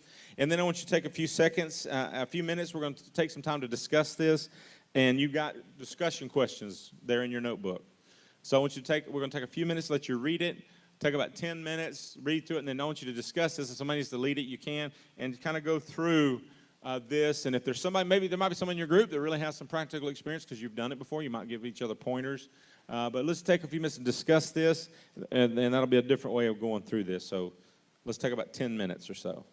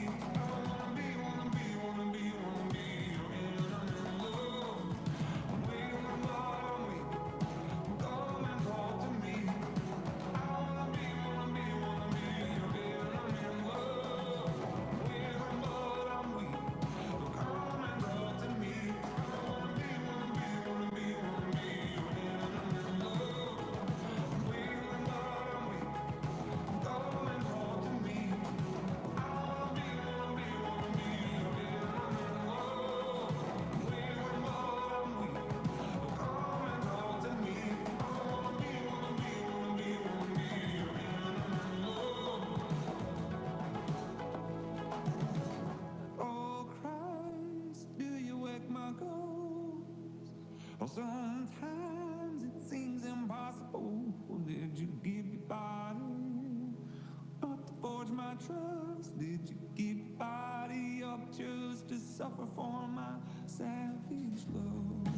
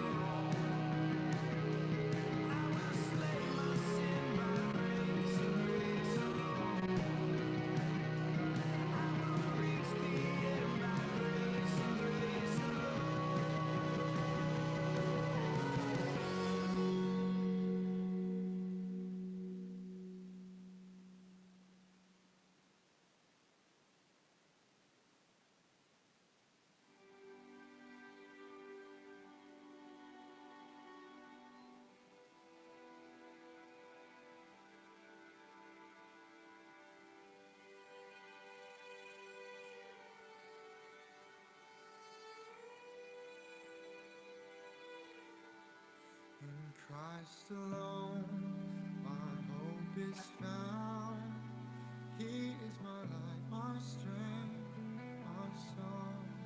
This cornerstone, this solid ground, firm through the fiercest drought and storm. What What heights of love, what depths of peace, when fears are still, when striving cease. My comforter, my all in all, here in the love of Christ I stand. In Christ alone, who took on flesh, fullness of God in helpless babe, this gift of love and righteousness, scorned by the ones he came to save, till on that cross as Jesus died, the wrath of God was satisfied. For every sin on him was laid. Here in the death of Christ I live.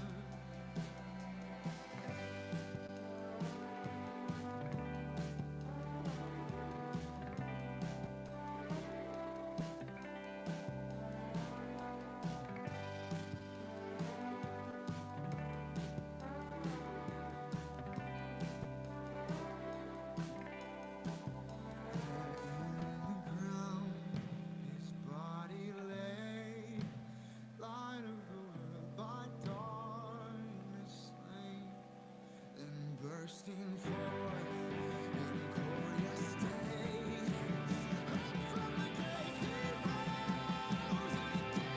and as he stands in victory, his curse has lost its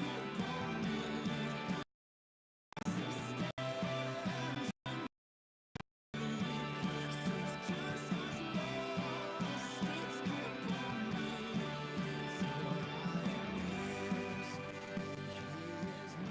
I'll give you about 2 minutes to wrap up.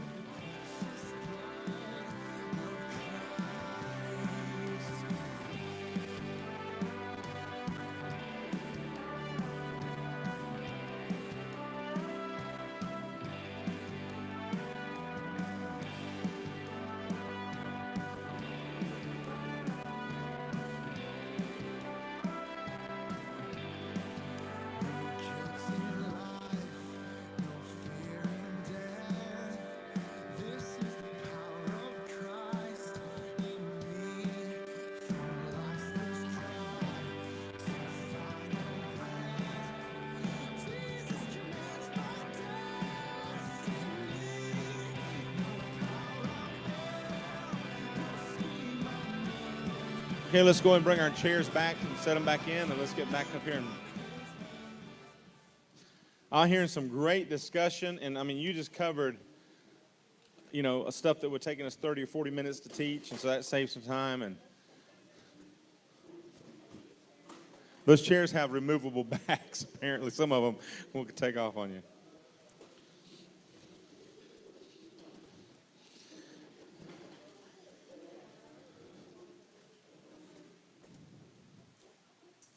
All right, so, and I know you didn't have a lot of time, but I hope it makes us aware at least of, let me just say it this way. I want to be real honest with you, okay? Not that I've been lying all along, but I mean, I hear so much about some groups, all they do, their whole time is talk about adjusting to a new culture, and I'm like, I want to say, look, I mean, at best, you're going for 10 days or 2 weeks. I mean, how much adjusting do you need to do?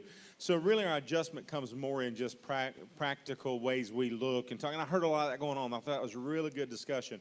Let me tell you from practical experience that really hit home to me, and it really wasn't a missions trip, but when I was in Valdosta, Georgia, we had a TV show, and we produced a TV show 5 days a week, a 30-minute show. If you do anything about TV, that is crazy. But we were on right before prime time for 30 minutes, and we beat Wheel of Fortune every time. So it was a very well-known, so a lot of people in South Georgia knew who we were, South Georgia, North Florida. And I remember one morning we were going in because we had to spend a lot of time. When you're doing 30-minute shows, it takes a lot of time to put a show together. And we were going in like 5 o'clock in the morning. We went by a little 7-Eleven and grabbed some coffee and maybe a donut or something because we had a bunch of editing to do. Me and the other guy, the pastor's son, who's also on staff, and we did all the production. And I'll never forget it. I walked up and she said, the lady goes, you sure are nicer, well, I'm sorry, you're not as, I hear her say, you're not as nice as you're on TV. And Stan didn't even, he just kind of walked away. I said, ma'am, what? She said, that guy. She said, you're nice, but I see you on TV too, but he's on there, acts way nicer on TV than he does right now. And I was just like, we had no idea that lady knew who we were. I mean, it was 5 o'clock in the morning. We probably had been up to midnight or 1 o'clock the night before doing production stuff. We were exhausted. You walk in to get coffee. You're not saying anything. He wasn't even, I mean, I remember thinking he didn't have an ugly look on his face. But because he didn't talk to her and, she thought she knew him because he came into her house every day on TV. So you just never know. So I began to be more aware of how important it is for us to think about those things, even as I'm out in the community. Now, one of the things that used to never happen when I first came to Praise, if anybody spoke to me, I knew who they were. Unless they would say, well, I went to your dad's church, sometimes that would happen. I've known your dad for 30 years. Well, I didn't know him. They knew my dad. But I mean, somebody said, hey, Pastor, how you doing? I would know who it was because the church wasn't big. It happens all the time. Anytime I go to a store now, somebody walks up, brings their kid up to me, and they talk to me, and and I have no idea who they are. They visit our church, or they've been going. We have so many people that go here. And so I've had to even rethink when I'm going around, I can't be incognito. I gotta be careful. And so that's kind of what I'm talking about with the culture thing. It's more about, we don't think you need to turn into a South African for 2 weeks. But at the same time, just be aware of how people read you, because we don't want the devil to use anything to hurt the ministry. And when we leave, the missionary, whoever, they're still got to be there, right? And so I want us to be aware of that. Anything else that came out somebody like to share that really touched or something you said? Because I heard a lot of great discussion going on. Anybody? Nobody? Anybody? Anyone? Anyone? Somebody's been watching already movies. All right. Well, culture is important. Our culture is, and the thing is, you can have culture shock by going from here to California. So just be aware of that. And even though it might be weird to us, we just, go on a vacation. If you want to take a trip and make fun of them, you can do that all you want to. But on a missions trip, we don't want to do that. All right. We're there to serve and to love people. And, if you're looking for a vacation, go see a travel agent. But I know that's not why you signed up. Nobody here signed up for that reason. But we do want to make you have a good time and let you have a chance to, we do want you to experience the culture. That's one thing. If you know me, I'm very strong with the missionaries that we get at some point to experience culture. And part of that, whether you like shopping or not, my wife hates shopping. But one thing that you can learn a lot about a culture is going to where they shop. One of the things I do, I go to a new country. When I go on these trips, Pam, she's been with me. We go to a trip, Brad's been with me. We go to a new country. One of the things I do is I go in a grocery store. It's not because I want to buy groceries. I learn so much about the culture, and I can find out a lot going in a grocery store, going to a couple of restaurants. I begin to kind of get a feel for it before we ever take a team there. So that is important to know, but at the same time, we're not trying to indoctrinate you and make you a Guatemalan or a Viennese, or anything like that, but we do want you to be aware of what's going on. Anything else? Any other questions or anything about that? Okay, let's talk about raising support. Very important. And we've gone through this a few times, but it bears repeating. It is important that you contribute to your own trip. I believe that. If somebody walks up to you and says, I want to give you $5,000 towards a missions trip, praise God, do it, and then help someone else raise money. But I think it's good for everybody to have an investment. Here's what we've learned. I was a youth pastor for a long time. Some of you guys have been youth pastors, can tell. You see it in everybody, but if we have someone with scholarship to a missions trip, or we use the scholarship maybe to camp, what we found out is those people often were the very ones that didn't appreciate it. So we have a policy, even though we have kids now that'll go to camp, we have people paying kids camp, we bring them down to the church, and we give them work to do, and they work for it, and we see a total difference in their attitude because they've contributed to their own trip. One of the first things we did when we came to Praise, in fact, I don't know if Josie was even going, it was so early, it might have been after she was coming. Did you go when they went on the ladies' retreat and you went over to Orange Beach? Did you go to those years ago? Okay. Y'all, there was a lady, I won't say much else then because I don't think anybody else would be here that would know her because it was way back. But this lady kept saying she couldn't couldn't afford it. So all the ladies pitched in.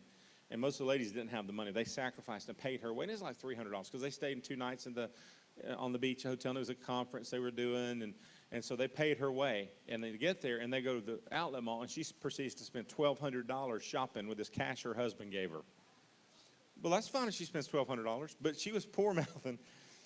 But what I always say is that, she could have contributed something, and she would have appreciated it more. Nothing wrong with you can spend $12,000 when you go shopping. I don't care. Go with Kathy. She'll show you where the good purses are, right? No, I think you can find them. But I don't understand. I'm not saying it's wrong to shop. What I'm saying is, that all those ladies, there was maybe 10 or 12 ladies, every lady had given towards that girl to go, and most of them didn't have shopping money. And again, that you can see that could cause trouble. So we want to make sure you contribute some too. If somebody pays your way, hey, help somebody else so you feel like you're part of it. And one of the things I have there is the first thing is garage sale. And some of the ladies have been doing that. And even if you only make a few dollars here and there, it does add up over time. And most of us, stats show that Americans have more junk in storage than anywhere in the world. And it grows all the time. I forgot how many storage units, and I don't have the stats now, but years ago, there was a storage unit. I'm talking about an actual space at a storage unit, enough for like 8 or 10 per American. And they keep building them. So we got a lot of stuff, right? So garage sale is the way to go. Get your family and friends involved.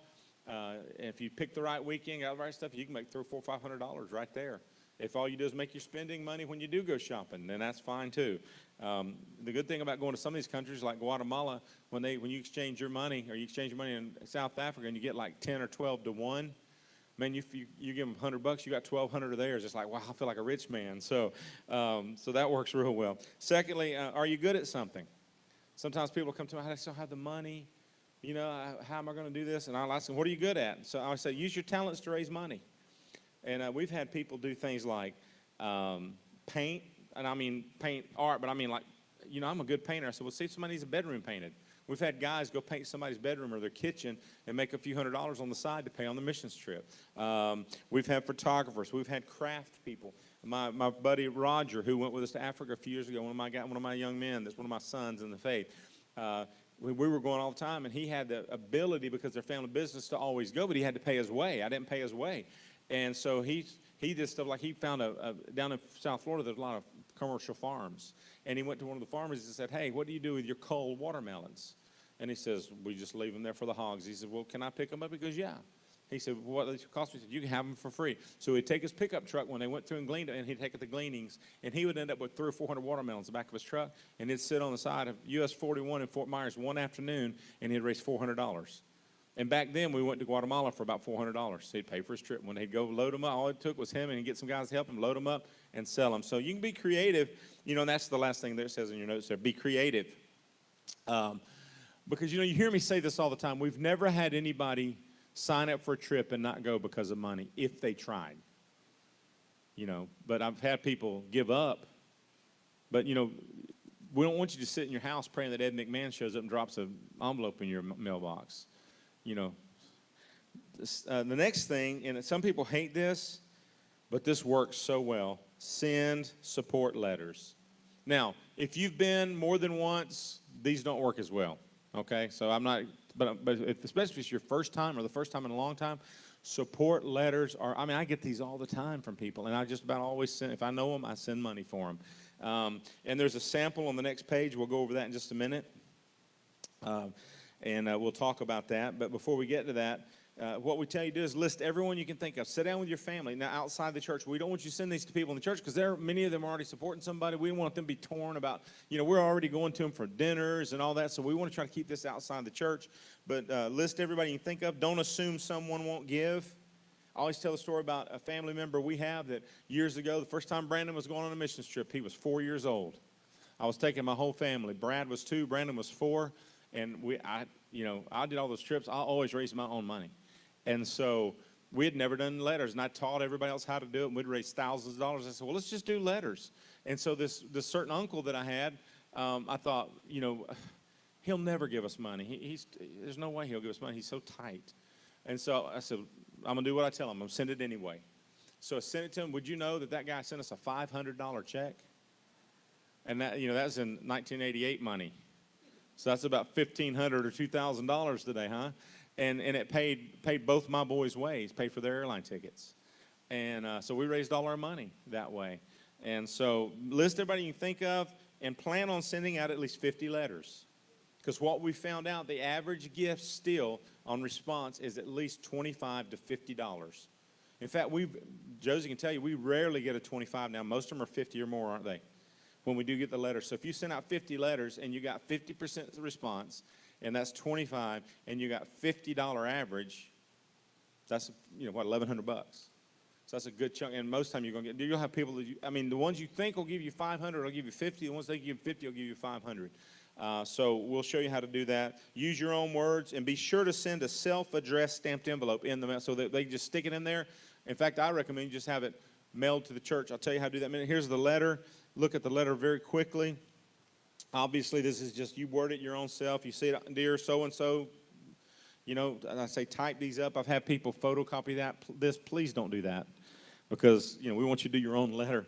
On February 11th, it has the date. I have the opportunity to participate in a wonderful endeavor. Some people from our church are going on a very special mission trip to Mexico. I'll be part of a team. Don't put Mexico if you're going to Vienna. I just feel like I should say that. Which helps the poorest of the poor in one of the most depressed areas of the world. No, this isn't a vacation. We're going there to work, but I really want to be part of this special time. This is the reason for this letter. I'm asking people such as yourself who are special in my life to help me reach my goal. My entire cost for this trip is approximately $1,895, which includes airfare, food, lodging, and incidental expenses. The amount you could give would be greatly appreciated. I've enclosed a form for you to send with your check so that you can get tax credit. This is a tax-deductible contribution. Please don't put my name on the check by using the form. I'll be assured that my account is credited properly. That's real important.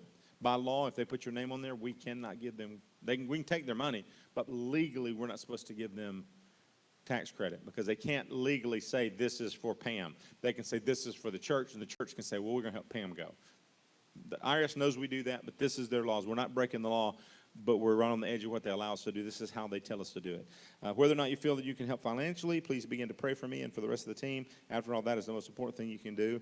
And then also you see the form, which is the next thing you have. You should have a form in your back. It's actually, I think it's in the front. Is it in the front? It's in the front. Okay, so use a donation form. It's a sample there in the front. Every donation must have one of these. They must be returned with a check to give you credit. In other words, they got to set you. What I do is I'd say you would write in on that form. You'd write in the location, where you're going, and the dates, and your name, and then you send that to them. And when they send the check back, they'll put that form with their name and information on in the check, and the check just is written to the church. And with that form, that lets us, like Kristen, if somebody donates $200, they send it back to the church, written to Praise Family Church. But with that form, then we know who to give credit to for the trip, and we don't take any percentage of that. That's all. It all goes to you. Unless you raise, but we've had people raise double their money. And they'll say, can I get my money back? Well, no, not unless you contributed. And we can't give you money because it has to be with the church, but it can help the team. There's always a lot of team expense. But if you, let's say you paid $400 or $500 in, but you raised $3,000 and your trip's $2,000, we'll work something out and give you your money back. We can't give you the extra they sent. Does that make sense? If you paid in $200 or $300 and you raised it all, we can give you back what you gave. And does that make sense? That's all above board. We're not doing anything legal. We're going to be very careful about that stuff. Pastor Johnny and all of us, we're going to be careful that we do that right. Okay? When you make a payment, this is important, and they're out there. Never use an offering envelope. Use the envelope designated for your particular GE, Global Expedition. Okay? And I'll do some talking. Let me go through this. Pray. That's the next thing. We've never had anyone not go do the money unless they give up first. I told you that so many times. And here's the last thing in your notes. If you are faithful and diligent, God will be more faithful. I believe that with all my heart. So what I tell you to do is take these forms. If you've never done it, if you've done it a lot of times, I do not expect you to send out letters. This is not a requirement. It's just a suggestion, okay? Like I'll just say Pastor Johnny. He's done all these trips, and it's been years. He said since he was a kid, he's thinking about, I think I'm going to send letters out. I said, that'd be great, because if you do it all the time, it's not the same. You'd hate if somebody get a letter from you every year wanting money for a mission trip. But if you've never done it, hey, go for it. It's a great way to raise some money, especially like some of you married couples that you haven't raised for 2 trips. I understand. So it's maybe a way for you to do that. People are, especially when you're, when they know you're going to help people, they don't even have to be religious. They don't have to be spiritual. They just want, it's a big thing. People like to help good causes. And if you're helping poor people and you're helping children, doing stuff for orphans or widows or that kind of stuff, people like that. So take advantage of that make the best out of the situation, okay? And I just think that the letters are a great thing. I mean, I'm not big on doing things, like I don't like people standing at the red light and asking for money. And somebody said, well, how is this different? Well, when you're at the red light asking for money, it's kind of pressuring people. One year we had an event going on here in the youth group, was washing cars. Well, the youth pastor, he's actually just a volunteer. We didn't really have a youth pastor. He was just kind of overseeing the youth group. He took some guys with a bucket, and they went over here to the red light right here. This has been in the 80s. This is maybe 1990s. It's been, well, not 80s here. It's been 95, 96, when I first started, middle 90s. And they were doing a car wash, and they made about $200 on a car wash, which then was a lot of money for a car wash. Unless you do them the way I do them, and I make $20,000, but that's another story. I really do. But what he did was he took them out there with buckets and had them get money, and they got like $1,000 out of the. He goes, I tell you what we're doing from now on. We're just going to hand out there and not do anything, just do buckets. I said, I tell you what you're not doing from now on. You're not going to stand out there like the church begging for money, because the world already thinks the church is begging for money, right? And so I said, we're going to work for it, or at least do something. So, but the letters are not the same kind of pressure because they don't have to send them back.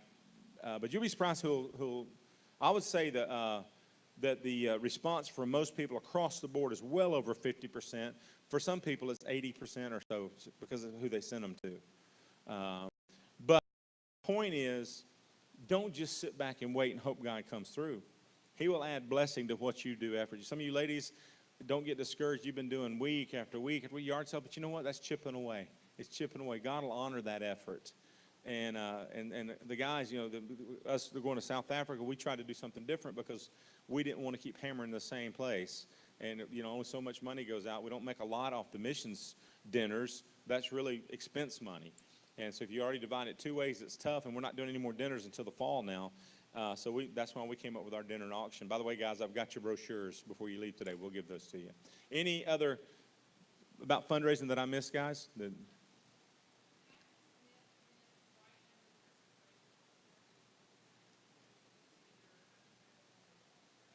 Plan how to earn or raise money. Did y'all get that? Plan how to earn or raise money. Then we talked. Yeah, I think I actually skipped that. I don't think I said that. Okay?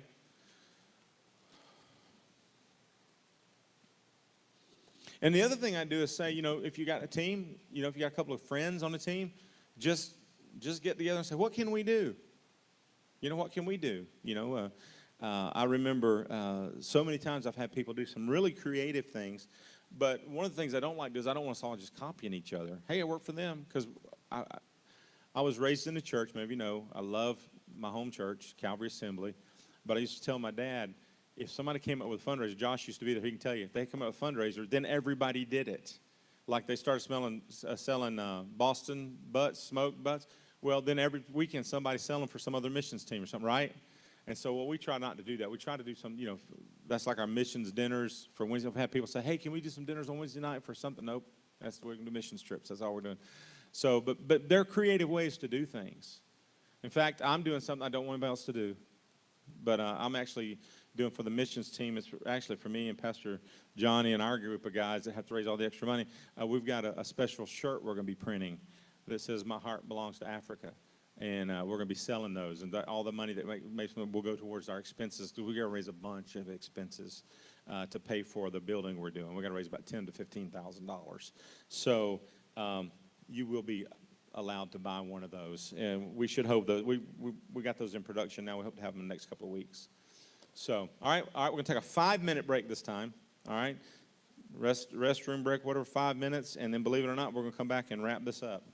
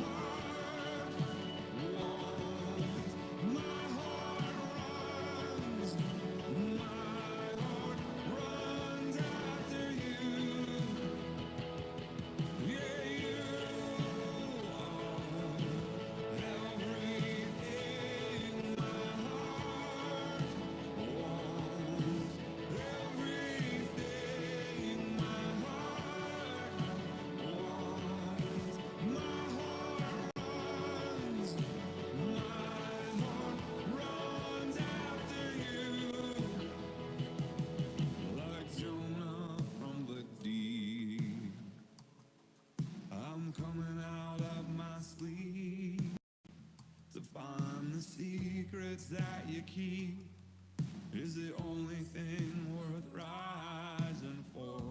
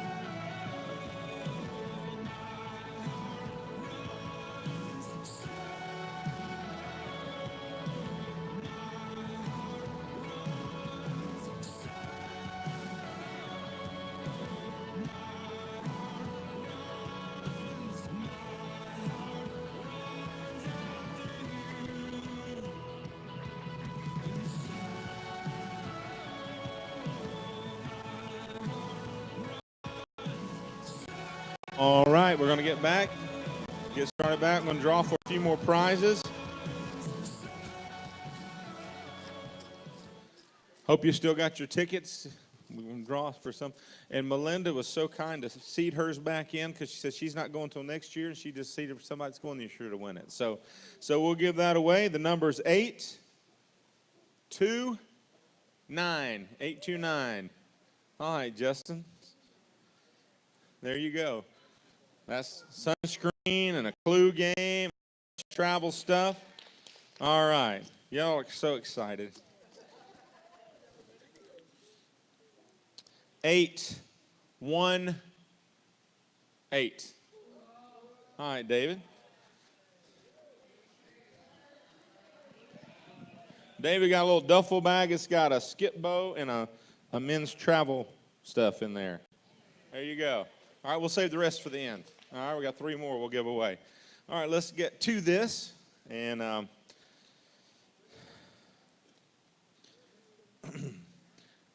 this next section we've never done like this before, but some of this you'll hear, so may have seen before. But I was just trying, basically, honestly, just went through and just kind of like a smorgasbord of everything I could think of, just little things you need to know. Some of this stuff's repetitive, but that's on purpose, because you will hear stuff more than once. So this is logistics on the field, which also includes traveling to the field a little bit. These are things you need to be mindful of during your global expedition. This manual is not all-inclusive, obviously. There will be things that specifically happen that we can't cover. We try to cover everything we can. But it will give you an overview generally of what the main items you need to be mindful of. And you will also specifically, when the guys together for the South Africa team or the Vienna team gets together, the Guatemala team gets with Pastor Jeremy, then you'll cover specific things for your schedule, your itinerary, and for your packing. Although we will touch a little bit on that for general purposes. All right, first, practical information for traveling. Every time we go somewhere, we take people that have never flown before, okay? So here's the thing you can know.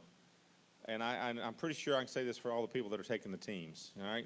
Because my wife's taking one, Jeremy's taking one, I'm taking one. Me, so my plane ain't going down. So you're okay on that, all right? Because people freak out. We got people that just don't want to fly. And I love to fly. All the miles I fly, you know, I'm actually a million miler, and which means I've flown over 1 million miles in my lifetime. And I still like it. Some people don't. Some people hate it. I like it. I don't mind flying to Africa, and a 16-hour flight does not bother me at all. I actually enjoy it. You know, when you're busy all the time and you only control parts of your life, you get on a plane, I mean, only so much can happen, right? You're either going to get there or go down and go to heaven. So I'm not worried about either one of those. But we know that's not going to happen. Number 1, expect delays when flying, especially these days. Sometimes things like weather in Seattle can cause your flight out of Atlanta to be held up. You know, we just do the best we can. A few years ago, we had guys, we hurried out of church, went to Gulfport, supposed to be flying to Africa. Remember that, Bill? Guess what? We ended up flying to Atlanta and spending the night till the next day. We missed a whole day in Africa. That happens. We did everything we could to get there. They finally said, we got it fixed. No kidding. We got this fixed. You're going to get on the plane in Atlanta tonight. We're going to fly you to so-and-so. to Canada, from Canada to somewhere in Europe, from Europe to Senegal, and then down to South Africa. I said, what day will we get there? They said, Thursday. I said, well, if we wait, we'll get there Tuesday. That was going to take 2 extra days. Yeah, we ain't doing that one. So we do our best to keep that. But that's going to happen sometimes. So just try to keep a good attitude. I've watched people just cuss out the people. And if they're not doing this right, I'm very firm with them, but I'm not rude to them. And I will get things the best we can. 2 Samuel 20 and 15 says, this is God's battle, not yours. And so just remember that. So as we go through. Number 2, stay with your group. Make sure, even when you're in the airport, don't just walk off from your group. Make sure your leader or somebody knows where you're going, because even if you're waiting for a plane, if something happens, all the time this happens. You're at a gate and they go, up, flight 5073's moving to E17, and you're not anywhere around and they can't find you, even on the day of cell phone. So make sure everybody knows where you are and you're with your group, whoever the leader is or whoever they got in charge of that. Make sure. And this is just what we're talking about, traveling there. Obviously, that doubles for when you get there. But the funny thing is, usually people that are new, they're in my pocket. They're with me, so I don't worry about that. Number 3, keep the noise level down. We said that earlier. Americans are known worldwide for being the loudest people in the world. So just try to remember that. I'm not saying we have to whisper all the time, but just once in a while, I'm going to have to go, hey, guys, let's keep it down a little bit, because the whole restaurant's watching us. That's happened. We've all been sitting there and looking around, and the whole restaurant's staring at us because we're so loud talking and having fun. Number 4, don't wear patriotic clothing that will draw attention to you as an American. Believe it or not, sometimes people are like, what? I want to wear my flag shirt and, down with Islam or whatever. Yeah, we don't want to wear anything like that. You're the greatest person. We love our nation, but you know what? I don't want anybody to volunteer to be a martyr either. So just, it's just best. And that same thing, this may shock you. Number 5, don't wear Christian slogan T-shirts when you're traveling. A couple of reasons for that. Anybody want to guess why? It's not because we want to hide your faith. Anybody want to guess why?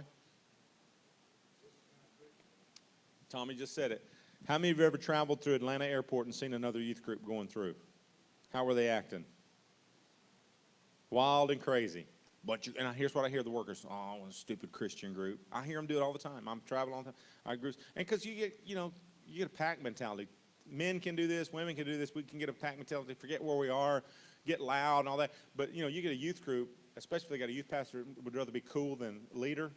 And they're acting like fools, and they got Christian T-shirts on, and they're going, that's why I hate Christians. I've heard that exact wording so many times in the airport. And I'm thinking, man, don't let us ever do that, Lord, okay? So that's part. And most of the places we go, it's not illegal or anything to wear Christian T-shirts, but there are places like, for instance, in Africa or Europe that if you're going to Europe, flying to Europe, you just better not to do that. And also Africa.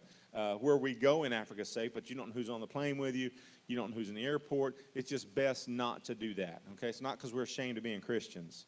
But I got news for you. There's a lot of people wearing Christian T-shirts that you don't want to identify with. All right. Number 6, know where your important items are at all times, like your passport. If you're given a ticket, which really doesn't happen too much, or whatever your ID is if you're in States. Money. Several years ago, when we used to have to do tickets, of course, now you carry your boarding pass unless you have the ones on your phone. And we had some teenagers with us, and one of the oldest teen handed out the tickets right before they get up there. And we get up, and the girl goes, where's my ticket? I said, I just gave it to you. She said, no, I didn't. I said, yes, you did. And we gave them out on the plane as they were getting off. She sat hers down on the plane. Well, you can't go back on the plane and get it. So I sent the stewardess to get it. She couldn't find it. So me and this girl had to run to Delta or American Airlines desk, which was 2 terminals over. We ran. There was 400 people ahead of us. I started whistling and yelling. They said, what's going on? I said, we're about to miss the flight. And they let us in front of everybody. Printed her another boarding pass. They wanted her boarding pass as proof she needed a boarding pass. I said, do you have a manifest from the flight? She goes, yes. I said, look on the flight. It shows that she's on there. She's got her ID, so you know she's here now. She goes, oh, that's a good idea. So she printed a boarding pass, and we got back and ran on the plane, and they locked the door behind us. So be careful with your stuff, okay?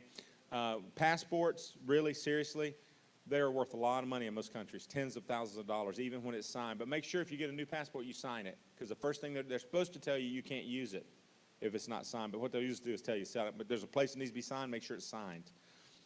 That's something that's very valuable. I've had people lose their passports, lay it down, somebody picked it up. So, Most places we go, we'll take them and lock them in it just depends on where we are. Sometimes we'll lock them in a safe. Like Randall, when you get to Guatemala, he'll take them up and lock them in a safe, and that's where they'll stay because you don't need them. Some places you have to have them, and that just goes. Just depends. We'll lock them up. In South Africa, we'll lock them up because they're just so valuable. Number 7, when going through security, remember this. Now, you would think I wouldn't have to tell this, but I do have to tell you this because this stuff, if we're telling it means it's happened before, right? Okay, remember this. The first one is don't be an idiot. Don't say things like, hey, Matt, hope they don't find your drugs in your suitcase. Not only is it silly to joke about guns and bombs, it's illegal. It is a federal offense to use the word bomb or gun in an airport. Did you know that? That's so they can go in and arrest you if you say it. Then they worry about sorting you out later. I'll just tell him, he's probably not, even though we're live on the internet, he might hear this, but that's okay. Eastman Curtis, we were flying one time, and he goes, they got his briefcase. He goes, Tom, hope they don't find your guns in there. They threw him on the counter, boom, handcuffed him and drug him off with me watching, going, whoa, whoa, whoa, whoa, whoa. And I went down to a bunch of fast talk and got him out. They were hauling him, and this was before 9/11. So don't ever do that. Don't joke. Don't be nervous either. It's not a big deal. Doesn't do any good to fuss and complain about the lines either, by the way. But don't be an idiot. Just go through security quietly, do what they ask you, be nice. It works better that way. Slip-on shoes are the easiest. Go through. Have some guy that decides since he can't pack them, he'll wear his work boots that have 18 eyelets in it, and then he's got to take them off and put them back on. That's fine if he wants to do it. Just understand they're going to probably make you take them off, and you have to put them back on. So just remember that. Guys, if you carry a pocket knife, remember to leave it at home. Just don't take it. Now, if you're taking like we always have guys take multi-tools and stuff from work teams, put that in your suitcase. Tommy, what else has to go in your suitcase? A bullwhip. Tommy knows because he bought a bullwhip, and yeah, you get in trouble. You don't need that, so that goes in your suitcase. He bought it in Mexico. He didn't bring it from home. Okay, don't freak out. Hey, what's he bringing that for? Answer. This is so important. I just want to be honest with you, okay? The people that are working the security for customs coming in the U.S. and most countries, I don't know. I think they go through first and let's find the rudest people we can and people that don't like people, and that's who you're going to deal with. So I'm just telling you right now, they're probably going to be rude and short, not like you're stupid. Just smile anyway because they hold your destiny in their hand. If you get smart with them, we were getting on the plane in Mobile. Josie, it was one of the, right after 9/11. It was like the very first time we flew, and they said, ma'am, come here. Well, how many of you know Chris Arnett? Chris, who moved away, but Chris was with us, and he goes, they did that because you look like a little terrorist. You're a Mexican, ha, ha, ha. And the guy says, come here, smart aleck. And all the way to there and all the way back, he got checked. They flagged him for being a smart aleck. And he got, listen, we get on the plane. I'm not kidding now. They let her go. She goes, and we get on the plane. We're sitting there, and I'm watching, and everybody's on the plane. Nobody's coming on. And finally, I see them come on. They close the door behind them, and he's pale as a ghost. He goes, I'll never do that again. So but when you talk to security, just answer the questions. Don't try to over-explain. Like if they say, have you been on a farm? Don't say, well, Jackson's Ridge has. Don't do that. Just say no. Okay, don't just be very simple in your questions because it's not a farm. That's not what they're looking for. Even though they might have horses there, that ain't what you're there for. Okay, so if you have any questions, a lot of times, we used to give out the forms you could fill out ahead of time. Most places don't even, like South Africa, don't even use them anymore. They don't give them. They give them out on the plane in the U.S., but you fly back in and they have kiosks. So just remember that. Like who packed your bags? Well, this lady in my room, she put some stuff in, but I'm not sure what she put in there. Don't do that. Because they're going to pull everything off the plane. They're going to pull you out of line, and I promise you're going to get checked in ways you never thought your doctor could look at you. So don't do that. Number 9, if going out of the country, try to get some sleep on the plane, especially when you're flying 16 hours, right, guys? Because it really will help your jet lag. And we'll talk to the guys since we're really, the Vienna team too. Here's what I tell people. Try to treat the flight as your destination time. So as soon as you get on the plane, your 7 hours or whatever it is, Vienna's like 7 hours, depending on time, if they do the time change or not. And Africa is about 7 or 8. And so what you do is you get on the plane. If you get on at 7 at night, just get in your head that it's 3 in the morning. And then, so you're better off right then to go and sleep some, because when you land in Africa, for instance, it's 5 in the afternoon or it's 2 o'clock in the afternoon in Vienna, or whatever it is when you get there, because you don't want to go right to bed when you get there. You got to stay up, okay? But if you'll drink plenty of liquids, if you'll get some sleep on the plane, melatonin is great. There are some sleep aids. I do recommend you take something. I mean, don't go taking 2 or 3 Ambien. You won't wake up for a week and a half. Don't do that. But besides, Larry won't be on the trip with us. That's Brad's brother. He always brings Ambien for everybody. It's like a party when he's there. Ask Bill about those Ambien. Bill, you want some Ambien? No, he said he missed the whole day. He doesn't remember any of it. He's like, he got him shaved, showered. He's like, man, who? He said, when did I shave? Last night. He goes, I did. But I do recommend you try to get some sleep on the plane. And same way coming back. Let me just very quickly, because we usually cover this individual teams. We have 2 teams that are flying pretty long flights. When you come back, same way. Think about where you're landing. When you come back, you're going to land in the morning. No matter how bad you feel, do not go to bed when you get home. Okay? Stay up. Drink coffee. Do not go to bed till at least 7 or 7:30 that night. At least that. You'll just try to stay up. You'll sleep. If you take something to sleep, sleep. That's the fastest way to turn around jet lag, because the people that come in and go to bed and sleep, their clock doesn't fix. We had somebody go to South Africa back in 2011, I think, or whatever it was. Was that the first time we took a team, 11 or 9 or 11? She came, and we went through this whole thing, and I talk about drinking lots of water, stay hydrated, real important, sleep on the plane, and then get out in the sun. You get there and it's daytime, try to get out in the sun. That all helps you. And I really don't struggle with jet lag. I'll land on Saturday. I'll come to church and preach, and some people say, I bet you're jet lagged, and I'm not, because I'm spiritual. I'm just learning tricks. And I'm not ever tired, but I'm not falling anything for 2 weeks, and that will happen if you're not careful. And so we got back on a Friday morning. We landed in Gulfport at 6 in the morning. You remember that? Or 7 or something. And so she got in the car and fell asleep. Everybody else is trying to keep her, don't sleep. Everybody's like, stay awake, stay awake. She fell asleep. She goes home, gets in bed. And her husband kept saying, don't do that, Pastor, don't fall asleep. She goes, I got to go to sleep. She fell asleep. Sunday morning, he comes to church. She's not with him. I said, where is she? He said, she's been in bed since Friday. She missed work Monday. Tuesday, she got up to go to work and came home early. Wednesday night, she was in bed. And 2 weeks later, she's still walking around going, oh, God, I'm never doing this. This is jet lag. And everybody else is fine, because she didn't do what we told her to do. Because your body will want to do that. Yeah, you're going to want to sleep, but I'm just telling you, if you'll go ahead and push through that one day, it makes all the difference the rest of your trip. And it's not as bad going there as it is coming back. And if you're coming back on a Friday or Saturday and you got to work Monday, you don't want that happening and messing up your work, okay? So drink lots of water. Think about where you're going to try to get.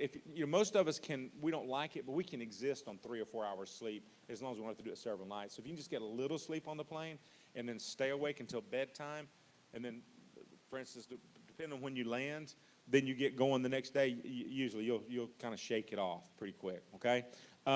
Number 10, this is just a little practical thing. Pack snacks like crackers in your carry-on, because it does happen, even though there's a law you can't be stuck on the tarmac. Anybody flown recently and got stuck on a tarmac? Well, you need to fly with my son, Brad, because he has the knack for always being on that plane. Every time he flies recently, he'll call us and say, hey, it's 2 hours. We've been on the tarmac for 2 hours, and they won't let us go back. Or they'll put us back now. We missed our next flight. And that stuff happens. It doesn't happen much, but it could happen. And if you've got at least some snacks, and the other thing is maybe after you clear security, get you a bottle of water. Now, once you get on a plane, you can get that. But what if your flight gets delayed and you're 2 or 3 hours back there, or you get stuck on the plane? If you got a little bottle of water and a pack of crackers, you can subsist if you have to. Number 11, if your luggage doesn't arrive, don't panic. Ask Brad Ward. We found him clothes in South Africa. We went to the mall and got him some clothes. It can happen. Now, we don't have this, as much as people complain about it, airlines are pretty good about getting, I fly a lot, and I've never had a suitcase totally lost. And only a few times have I had it come later, and that's usually because my flight got changed or whatever. They're usually good, but there's, your team leader will talk to the people and find out where you are and get it worked out, okay? Practical information on the field. Travelers, okay, look, I'm not embarrassed by this. So I'm going to talk about something you usually don't talk about in public, but the longer you travel together, the more this becomes, you'll talk about things on your team you never would talk about people at church. You'd be talking about, you got diarrhea? Yeah, I got diarrhea. All this, that's just part of it. Number one, traveler's diarrhea is a fact of life when traveling to a foreign country. Be prepared. Years ago, we took groups down in Guatemala, and we stayed in this orphanage, and we did a lot of work there. And this was when Brandon was, Brandon's 30, so this has been 20-something years ago. He was about 4 or 5, maybe a little older, and we're in this orphanage. And all the kids on the team, one of the few times everybody got a touch of traveler's diarrhea. Nobody was real sick, but everybody. So, that's conversation, because then you had to carry toilet paper everywhere. You still do some now, but then you didn't get it if you didn't carry it. So everybody's borrowing and carrying, because that's everywhere you go, somebody's going. And I'll never forget, because Brandon's listening to all this. He's about, he's just a little kid. And all of a sudden, one day, we're all sitting in this living area where we talked and hung out. We had our devotions, and all of a sudden, he kicks in the door, and he comes in like this. I got diarrhea. He was thrilled because he was part of the group. And fortunately, he wasn't 30, even though he still would do that.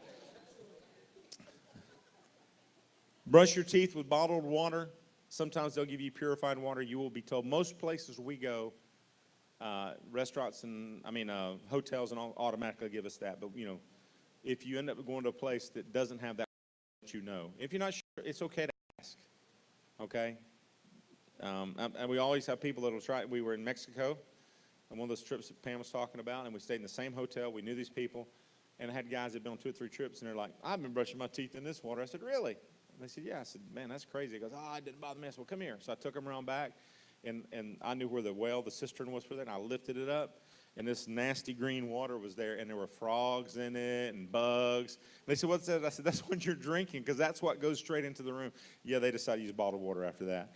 Number 3, don't get ice in your drinks at restaurants unless the missionary assures you it's okay. Most of the time, if we go to a restaurant and they don't say don't get ice, it's not a problem. The missionary's not going to let you do that, because, again, most places that we go now, they're so used to this. Years ago, this was an issue. It's not really an issue now. Even when you go to Mexico, most places, you get purified water automatically. You get purified ice. But that's just something to be aware of, because sometimes if their ice is made, they can have the best bottled water in the world and they give you bad ice. That's not good. And not only that, what's more of a problem is if you go to a little tienda or a little store somewhere, and again, this is not so much in Europe as it is like in rural South Africa or rural Latin America, and they give you a cold drink, most of the time they'll put it in something else because they don't want you to take the bottle. If they take that bottle out of an ice chest with ice in it, do not drink that unless you wipe it off with sanitizer, because it's in their water. Now, again, there aren't many places we go that happens, but I have seen that happen when people start. I say, whoa, just wipe the time. Don't be nicey nasty, but at the same time, don't be stupid, right? Most of the time, they'll take it and they'll put it in Guatemala. They put it in a plastic bag. It's where you can go get Coke in the bag and nobody gets upset. It's just like a baggie with a straw, and that's how you drink your drink, because they don't want you to take the bottle, because usually the bottle costs more than the drink does. I remember when drinks were a nickel in Guatemala, and the deposit on the bottle was 50 cents. So they would follow you around to get their bottle back. So remember that. Drink plenty of water throughout the day so that you won't get dehydrated. That's really important. That's one of the best ways to avoid any kind of sickness. Your body will naturally, if you stay hydrated. In fact, here's what I suggest you do. How many of you do not really like to drink water? See, I'm a big water drinker. My suggestion is, if you have to take flavor packets with you, if you have to, they make great ones. You just put it, I understand that, but you need to start about a week to 2 before you go on the trip. Drink more water than you normally do.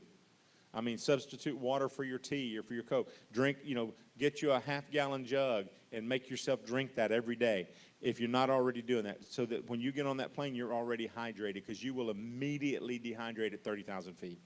Not a big deal going to Guatemala. That's a short flight. But when you're flying 5, 6, 7, 8 hours or more, it'll take a toll, and that's right there will set you up for being sick, also for being jet lagged. So drink a lot of water. And every time they come, you'll see them coming around on a flight to South Africa. If you stay awake, every 30 minutes, so they come by with bottles or glasses of water. Take it every time. Take it and drink it. Make yourself drink it. You'll feel better. On the trip, do not get so busy. I don't care if you're doing ministry at the orphanage or you're on top of a roof. Drink lots of water. The safest, best way for your health is water. You can do without food for a long time. I know we don't feel like we can, but you need that water in your system, and that will flush out toxins. It'll help. Even, believe it or not, allergies are better when you're plenty hydrated. You'll do a lot better. So drink lots of water. Always eat what is put in front of you. Now, look, you don't have to clean your plate, but you do have to eat some, because one of the comments we get all over the world is Americans waste so much food. You know, and they take it personally. Now, you know, by now they shouldn't, but that's not our call. Sometimes we're in villages that have never seen Americans. And so most of the time they're giving us the very best they can. And if you have certain allergies that are true allergies and not made-up allergies that you decided you had because you read it on the internet, you know what I'm talking about, people. If you have true allergies, we do need to know that. Most of the time they will ask. This is more of an issue with younger people. You know, teenagers and younger, there's just so many allergies now that a lot of us don't have. Just be aware of that, because if it's stuff like, hey, I don't like to eat eggs, you know, they're not going to change the whole diet for that. But we had someone recently who was on a trip, and they decided they were a vegan. Now, I'd been around them lots of times and seen them eat sandwiches with meat on it, but all of a sudden on this trip, they were vegans. And so they would walk up and go, what's in that? What's in that? And I finally said, look, don't do that. I mean, you might think you have a good reason for that, but that sounds so rude when you keep saying, what is that? What kind of vegetables? Is this vegan or is that vegetarian? Oh, come on. You know, I was saying, I'm going to hold you down and force feed you a steak. So, and I do understand dietary requirements, okay? But if you have real strict ones, you might want to take food, you know, so you can kind of eat. I have some people that just freak out over food. I've never had an issue with that. I've got a very good friend who's a missions director who does not eat anything. He is the most pickiest person ever. He takes all kinds of food with him and still gets sick every trip he goes on. So I made him go with me to Africa. I took a bunch of pastors recently. I said, I promise you won't get sick on my trip. Because I've gotten sick everywhere I've ever been. I said, you won't get sick on my trip. He didn't get sick. He tells everybody every time I see him, you need to go with him. You don't get sick on his trips. I said, what's the difference? I made you eat what they put before you. I said, because I know that stuff's okay, all right? So this sounds funny. Serve yourself a small portion. You know why we do that? Anybody?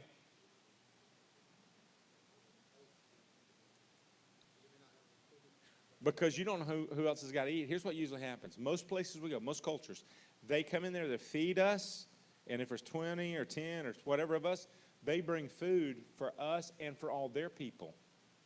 And unless we tell them to, they won't let their people eat till we finish.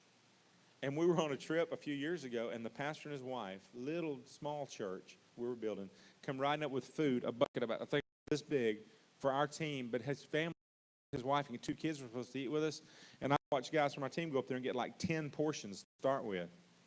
And so we get to the end, there's not even enough food for all of us.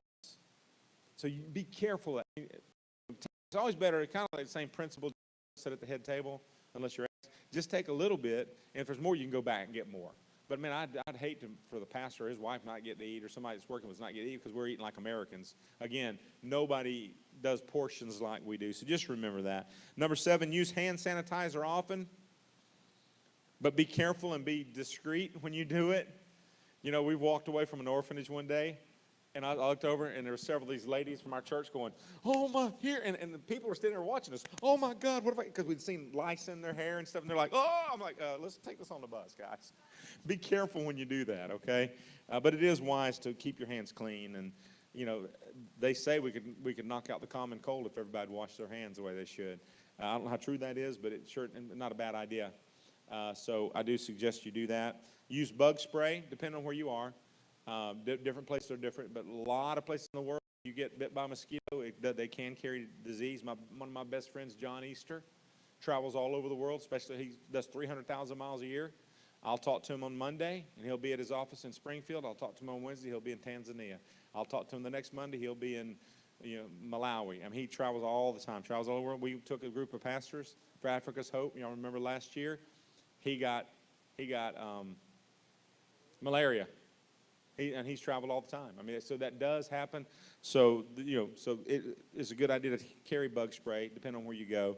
Sometimes they'll tell you, even in parts of Guatemala, depending on where you're going, you may have to have it. That's not an issue usually for Vienna. But anyway, here's something that sounds strange, and I usually just tell this to teenagers, but since these are all adults, I'm still going to tell you this.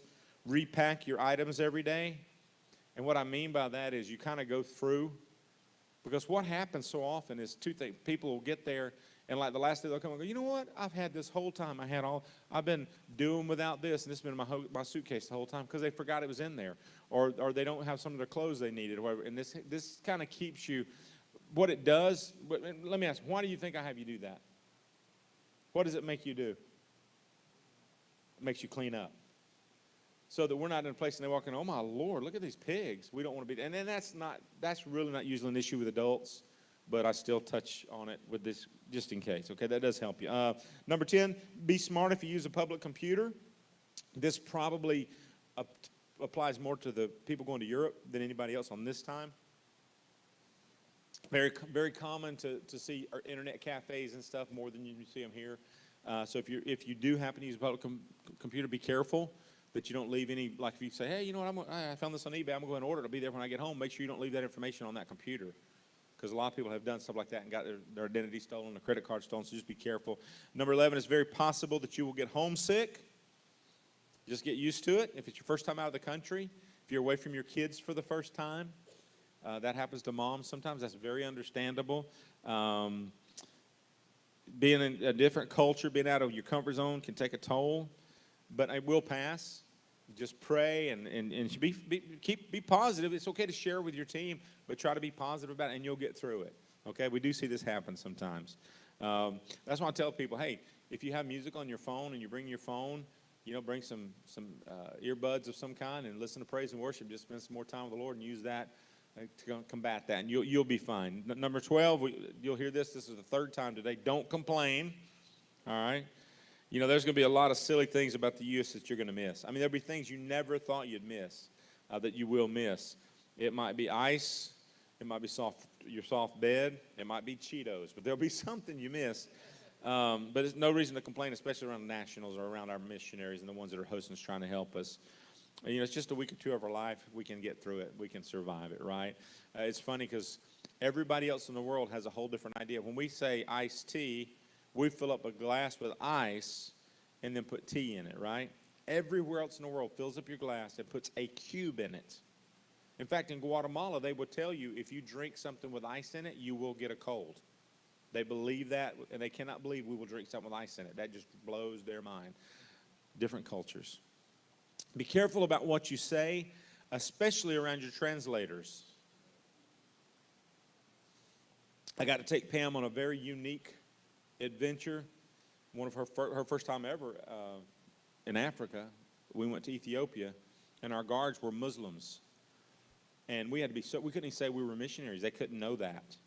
And one of them was a translator, so he spoke and I'm sure all of them English, even though they wouldn't say anything. And on top of that, they have this thing there called chot, which is it's kind of like cocaine, but it's a leaf you chew. And so we got 3 guys with guns, and they're all high as a kite. And a couple of the pastors started talking about things about, well, what about missions? And I mean, they had told us, don't say that. You know, they're not supposed to be missionaries. They're all undercover. So, so be careful what you say around translators. Usually that's the extreme thing. That rarely would be our case. It'd be more like, man, these people sure are short, or you know, whatever, and it's something people could be offended by. So just be careful what you're saying, because in fact, you'll find out, especially if you're shopping, and you think that you're getting ready to barter. I promise you, they'll act like they don't speak English, but they do, because they want to hear you say, man, I don't care if she says 100, I'm going to say 50. Well, I'm telling you, you might as well give them a $100 bill, because they're not selling for 50 because they heard you say you'd give 100, even though you think they cannot, understand you. I tell people sometimes, a good thing to do, again, we don't push this like we used to. We used to have everybody do this, but with luggage restrictions, it's gotten harder. But a good idea is to take some candy to share, because even adults love, if you get a chance to get to know somebody, you give them a little gift of candy, they love American candy. Again, a lot of that has to do with luggage space, because most of the time you're limited to 50 pounds, and that's tough when you're gone for a week or two, right, ladies? And the other thing, on the other side of that, is buy candy, or buy local candy to bring home and share with family and friends. One of the things I do when I go to a new country is I buy candy. Because, again, that's one of the cultural things you kind of see that's so different. A lot of times you're like, man, they call this candy? Ugh. Some places they have some. I got one time, it tastes just like fish. It was Asian. It had a fish. It was sweet. But they have that kind of stuff in China, don't they? Yeah. And they just love it. Praise God for them. And, there's a lot more of them than us, so maybe they're right and we're wrong, right? Number 16, which we'll have you do, is keep a journal during the trip. I think you should do this daily, especially on your early trips.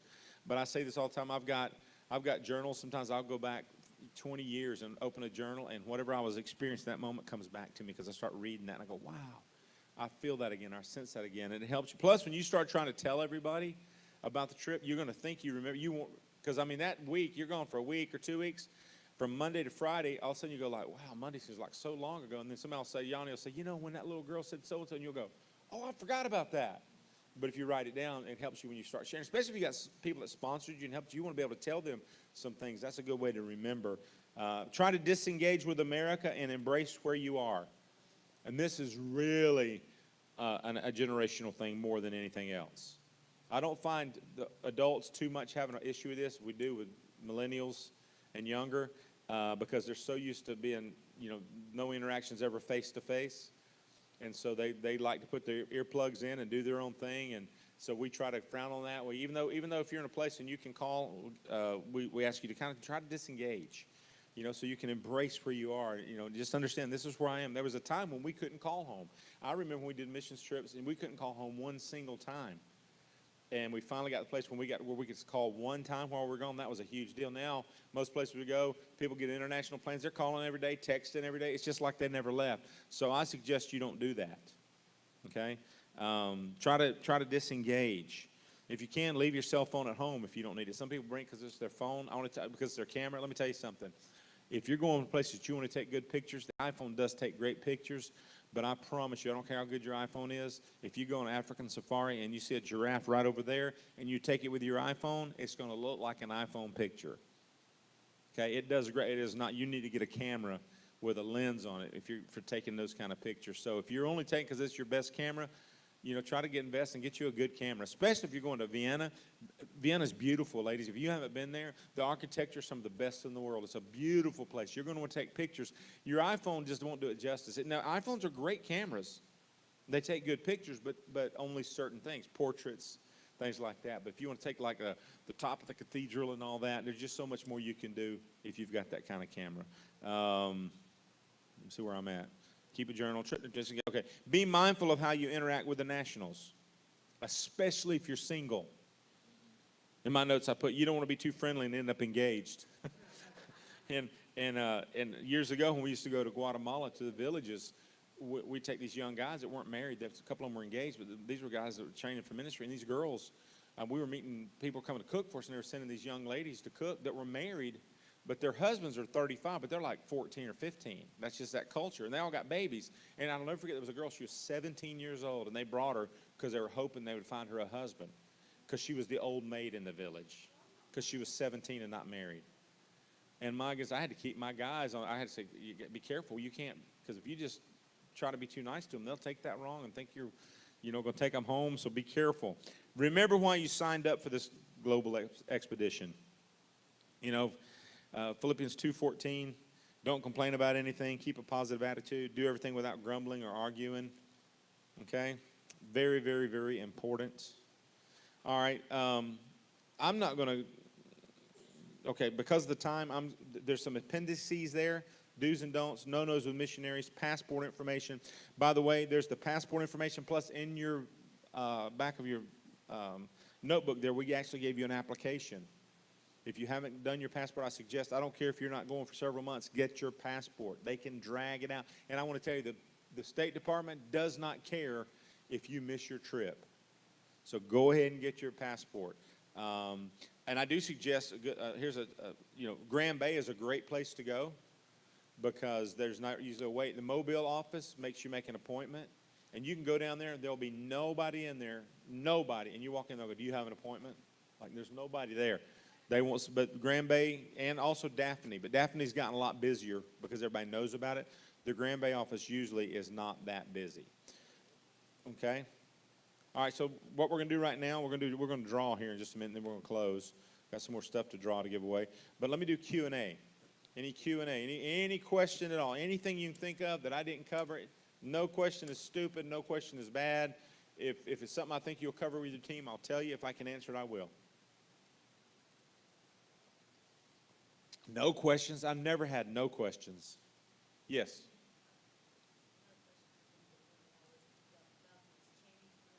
That's a good point.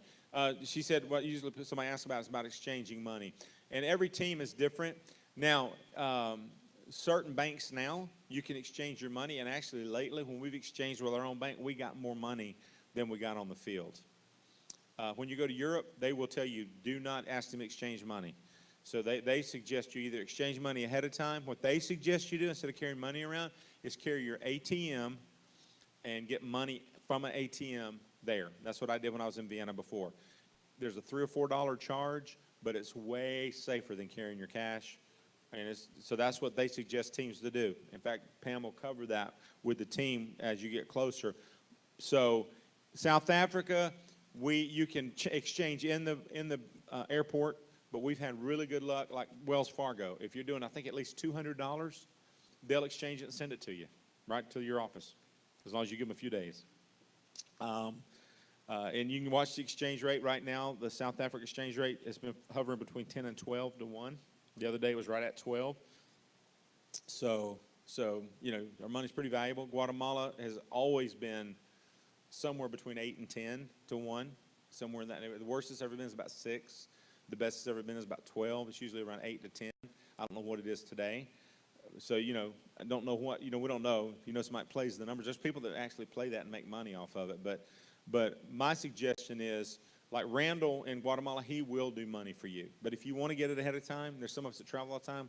I have, you know, I'm like a spy. I've got the guys laugh because I got like a box in my office that has like a Ziploc bags with different kinds of money. So I can go anywhere in the world. I can take off and go like a CIA agent or something. So that's a good point. So exchanging money, you know, Vienna, it's best you're going to either do it with your card if you want to get money ahead of time. My main thing with exchanging money is don't get more than you need, because you're going to lose money when you try to change it back. What I usually do is I just figure out how much I want to spend, and whatever I have left, I give to the missionaries. But you can do what you want to. Okay, anybody else? Yes. Oh, yeah. Yeah. I started, and I kind of got sidetracked on that. Guatemala, we do not want you to use your cell phone as a camera, because that is the number one item stolen, and the number one reason people are robbed is a phone. Jenna has been assaulted 4 times. Almost the 5th time she got away. She took off because she has a bulletproof car now. We helped them get, praise God. The other day she almost got assaulted again. But it's always they're looking for cell phones. First thing I want to do is steal your cell phone. So, I mean, Guatemala, when I go there, I don't carry mine anywhere. I don't have it anywhere. If I need to call, I use Randall's, or, you know, I just don't pull mine out. So, yeah. You'd be better off to take a regular camera for pictures. And Randall takes a lot of pictures you won't have to have. I mean, you'll get plenty from him. But I'm glad you said that. That is a good point. That's not a great idea to take yours. And, you know, there's really no reason to carry one. I mean, I know a lot of places you go, everybody's got them. You go to South Africa, everybody will have a smartphone. You go out in a village, they got no electricity, but they got cell phones. It's crazy. Anybody else? Yes.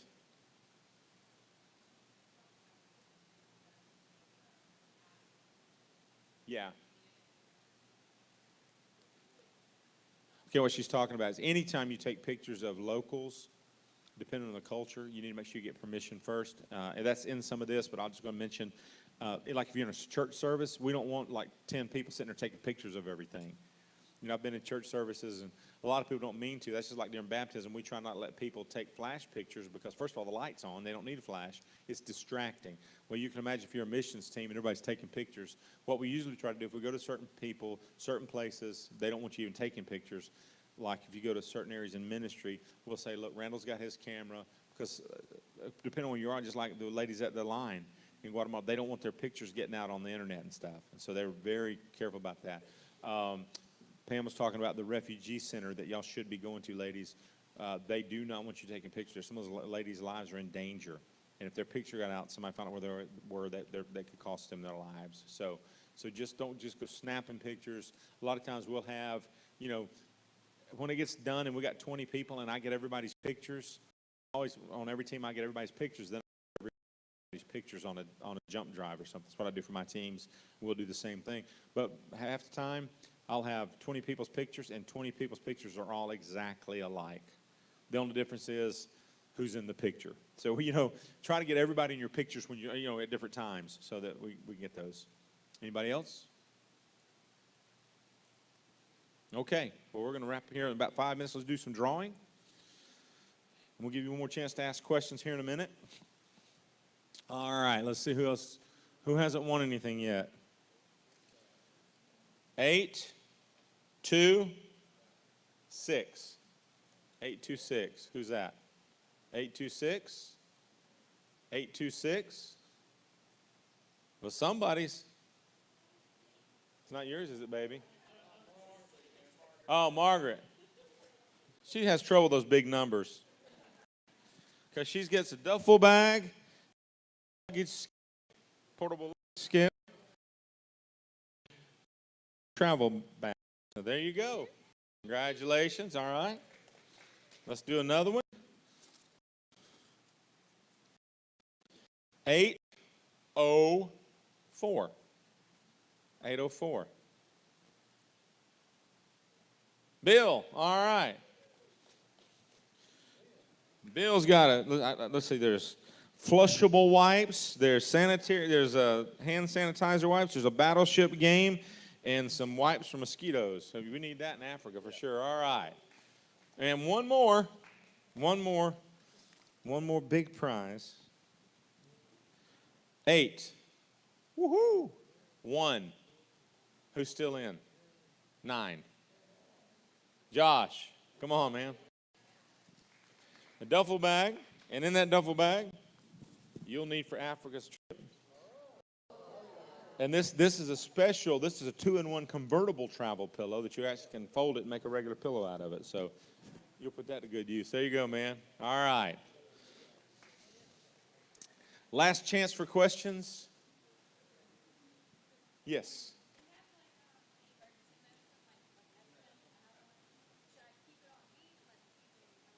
Yes. Yes. Either whatever works better for you. It's a great question. She said, if you have emergency medicine, should I keep it on me? Like your allergies, EpiPen.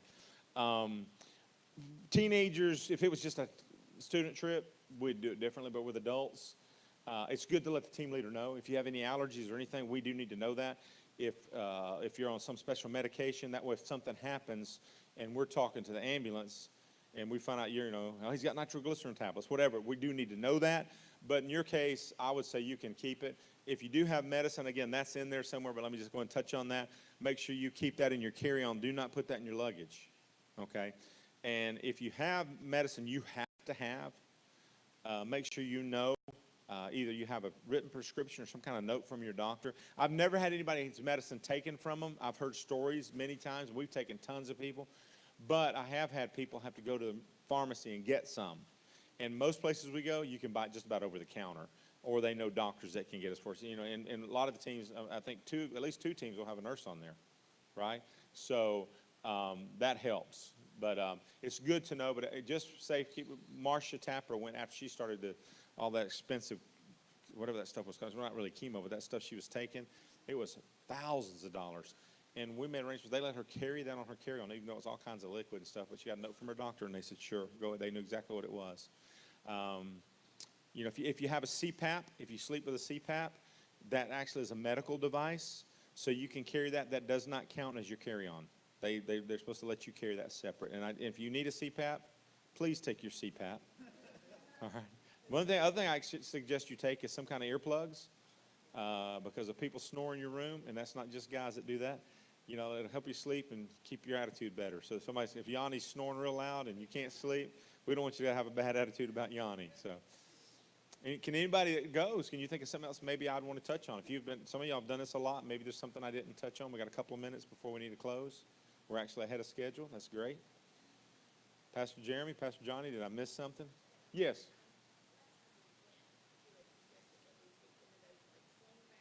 Yeah, that's a great idea.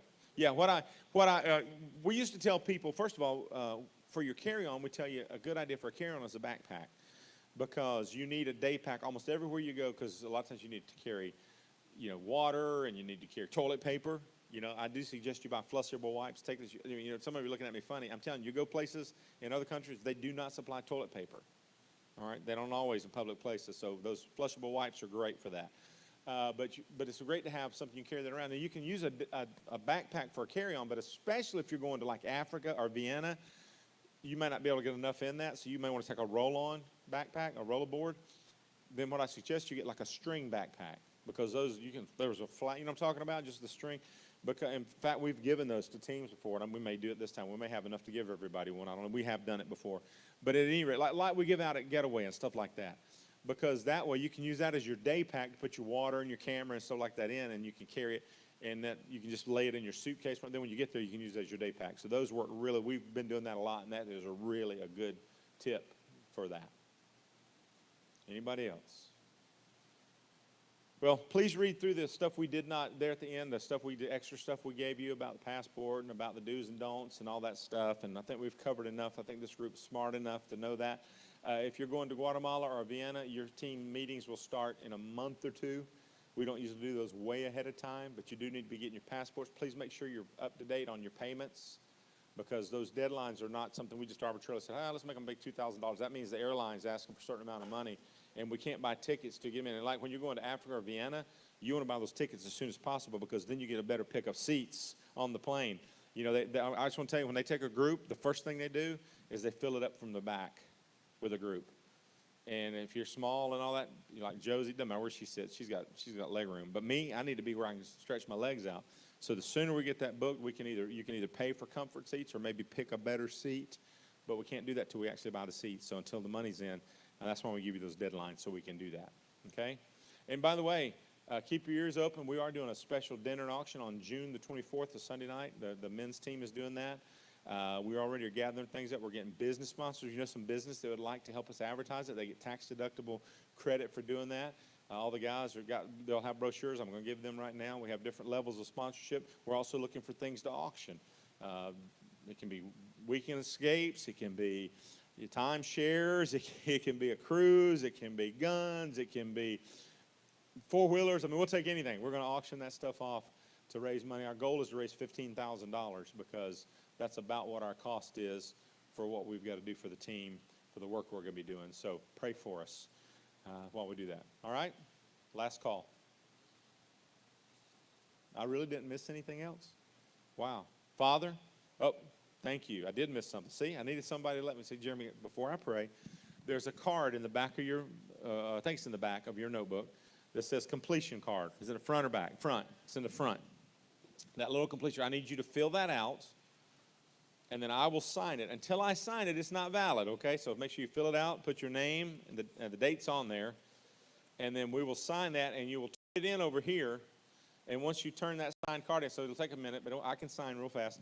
We got a couple things for you. I totally forgot all this. We got 2 gifts for you today.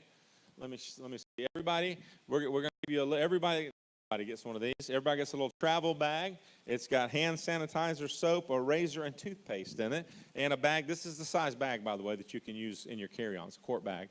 And the other thing we're giving you is we designed, and nobody will have these except people who come to A18, your own little luggage tag that says Global Expeditions A18, Praise Family Church, Mobile, Alabama. The only way you can get one of these is come to A18 Orientation. So if somebody shows up on a trip and don't have this, we kick them out. So we'll have that for you. So if you'll go ahead and fill that out, let me go ahead and I'll pray and let you do that while we're praying. And then as soon as you finish that and I can sign your card, you're free to go. By the way, I want to mention to you, if you like, I know it's short notice for some of you, but I'd love for you to join us over at Knollwood. It's going to be a good service tonight at 6 o'clock. Pastor Ken Drone, superintendent, who used to pastor Saraland, great friend of ours, will be preaching tonight. Worship band from Knollwood will be leading worship. So we're going to be participating in the service. Some of us are going over there. Love for you to join us at 6 o'clock. They do have stuff. They have children's church, and I don't know what all they have, but they have stuff for the kids 5th grade and below, all the way down to 0. All right? Father, thank you for this time together. I thank you for every team member. Lord, I believe, God, that you put together these teams. And, Lord, you know exactly what each team needs to accomplish what you've called us to. Lord, I just call forth finances and favor. I call forth just strength, Lord, and health to be on every person, Lord, that no team is in short supply for anything, for the need that they need. And, Lord, for that one that's concerned about the money, Lord, in Jesus' name, Lord, we're going to do our diligence. We know you're going to come through faithfully. And we just thank you, Father, for your supply. God, be with us and help us to be strong in our ministry, whether it's Guatemala, Vienna, South Africa, or where we might go in the future. We ask it in Jesus' name. Everybody say it. Amen. Amen. Thanks, Bailey, for hanging around today and helping us out.